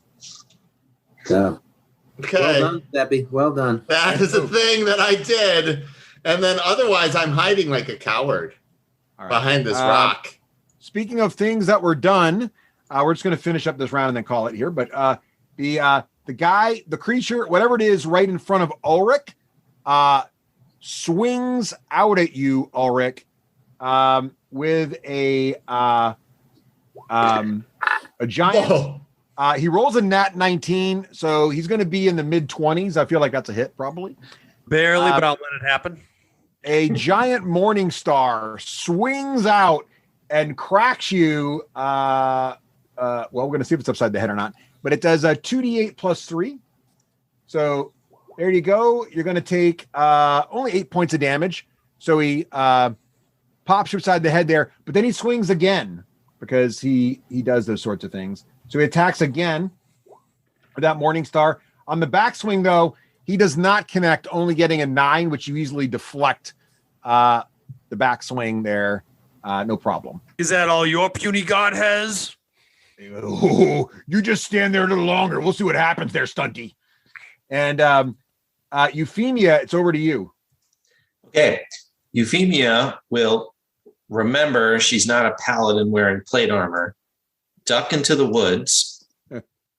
She will then shoot at the hand. You got to be within 30 feet to get your sneak attack on it, right? No, there's no. No, I don't think there's a range on sneak attack. No, there's no range on sneak attack. All right. Yep. And then roll the hit, not having disadvantage, right? Yes.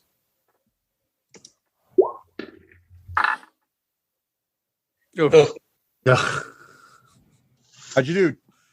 Looks like I got an 11 total. Unfortunately, that will miss. It looks like the arrow was going to be okay, but just went a little wide. And probably still a little shaken from that javelin sticking out of your side. I think so. Oh, yeah. The javelin, when healed by both of my fellow party members, the javelin does fall out of my abdomen, but I still have a pretty good gaping wound. And then she will use her bonus action to hide. All right. Nice. Getting a 16. Give yourself a little hide icon there, Rafe, so we remember that for next time. Ninja.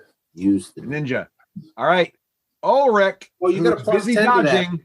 What are you doing? Oh, I do? Oh, sweet. 26. Yeah, you got 26. All right. I still so have pass without trace up. Here's the question. Now, if I move away from this, go this way, moving away, I will get an attack of opportunity from disengaging. Would that be correct? You feel like you are engaged by a creature with a lot of martial prowess. So yes. Okay. You also feel like there's a lot of heat of breath, and there's blood splatter coming on you from the right. So you feel like you've got something directly in front of you and something massively huge to your right. Like really huge. That's Karlik. Like your brother as a spider big situation. Ooh, that's definitely Karlik. All right. I am going to use I'm going to use I'm just going to attack. All right. So I'm just going to attack the big spider huge thing this way. I assume actually I'm going to attempt to move. Can I move this way or am I blocked if I move towards this way? You feel like there's something in the way there. Okay. So, and it's not a rock. All right. So I am just going, and I can't see through these rocks and I can't see to here, correct? Nope. All right. Yeah. So we're just going to attack what's in front of us. Which define in front. Give me a ping. I'm going to, oops, sorry. I moved myself. Hold on. Is going to be attack this way, right? Okay. That way. Okay. So you're attacking to your This right. is where the hand is where I don't get disadvantage. You're attacking right in front of Karlik. Yeah. Where the hand is. Yep. Right. Okay. Where the hand is. Yep. Okay. That looks like my best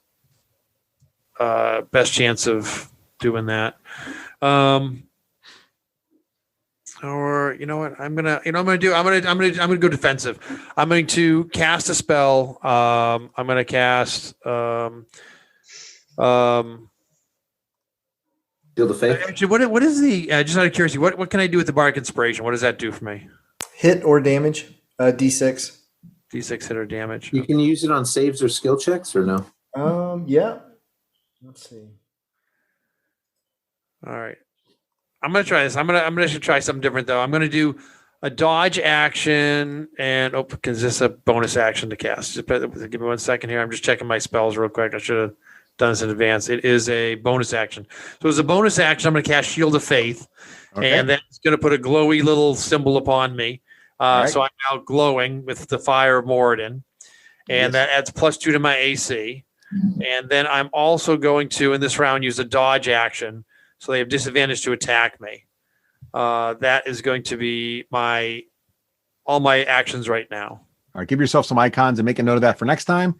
All right, as we get ready to end the round here, a couple of baddies get to attack. So up first, the thing to your right, Joe, swings out. Let's see how he does. It's going to get a disadvantage to hit me too. It's going to miss anyway. Well, it would disadvantage that misses, so the disadvantage won't help. Does everybody attacking you have disadvantage? Everybody attacking me has disadvantage. Actually, it might only be people you can see, Joe. Oh, it's only people I can see? I didn't think of that either, but I just thought of it now. All right. If the only people I can see, I'd like to make. I'm going to step back here like this. If the only people I can see, so he'll give him an attack of opportunity. Give him an attack of opportunity with disadvantage. That's right. Or whatever it would be. Why does he have disadvantage? He does not. I don't think he does if you can't see him. All right. Yeah. You want to double check your spell? With dodge. I did the same stupid move. So. I'm gonna. Well, no, I'm not gonna. No, I mean, because you can. You disadvantage. I'm gonna say actually. I don't know what dodge does for you.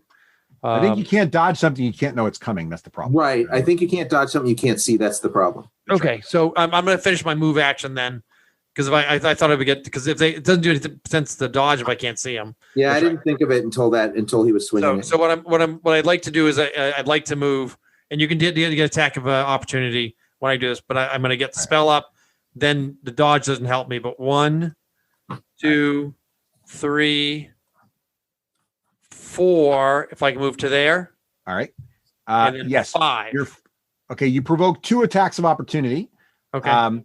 Even though, you provoke 2. So here comes the first one from the big and guy. I don't know if I get any, they can see me or how that works when I'm in the room. Yeah, you have to be able to see the attacker. So the first guy misses. The big morning star coming out of where the guy that's been talking to you, he misses. Yep. And then another morning star swings out as you left your original square. Yeah. And it might hit. It's +5, so he gets a 21. Does that hit? 21's exactly what you need. All right. So that was back when you left the original square. Yeah. So I'm gonna and that's gonna be hang on, I lost my So I'm gonna leave myself right there on top of Karlik for a minute there. Will you got finish too many your sheets up here? I can't see all my stuff. Here we go. It's gonna be 2d6 plus 2d8 plus 2. So here we go. 2d8 plus 2. You're gonna take 10, 12 points of damage as you leave there. 12. Okay. And then where did you go? You under So color? I'm going to keep moving so you can see if I'm going to move here. Yeah, here, you're fine still. You're fine. Here. Yeah, you're fine. You're And inside the rock now, which was interesting. I'm inside the rock.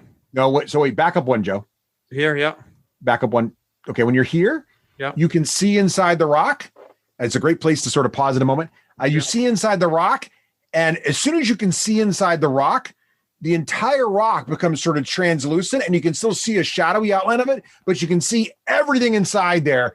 And you see right in front of you, there's this massive, biggest wolf you've ever seen in your entire life, with a glowing hand sitting on his head like a hat. And he is just bloodied and bleeding out, and sitting on his back, riding him like an armored champion, is a big furry bugbear. But he is dwarfed by the even bigger bugbear behind the wolf that was standing there fighting you a minute ago. He's like on the opposite side of where you are now. And then behind that wolf, way back, you can see a hole in the side of the mountain, like that's clearly a cave entrance. And standing right in there is another one of these massive wolves with a bugbear sitting on his back with a javelin in his hand, preparing to throw again. And this is a great place. All right. Okay. And I made my concentration save, so I didn't lose my shield of faith. Yes. Nice. All right. It is actually not quite the top of the round. One more bugbear gets to go, but I'll save it right here so I know where I am.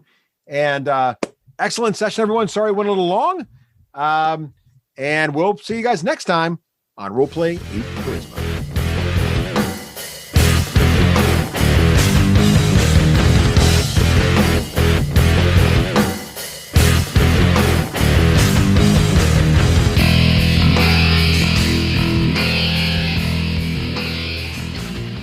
Achievement unlocked.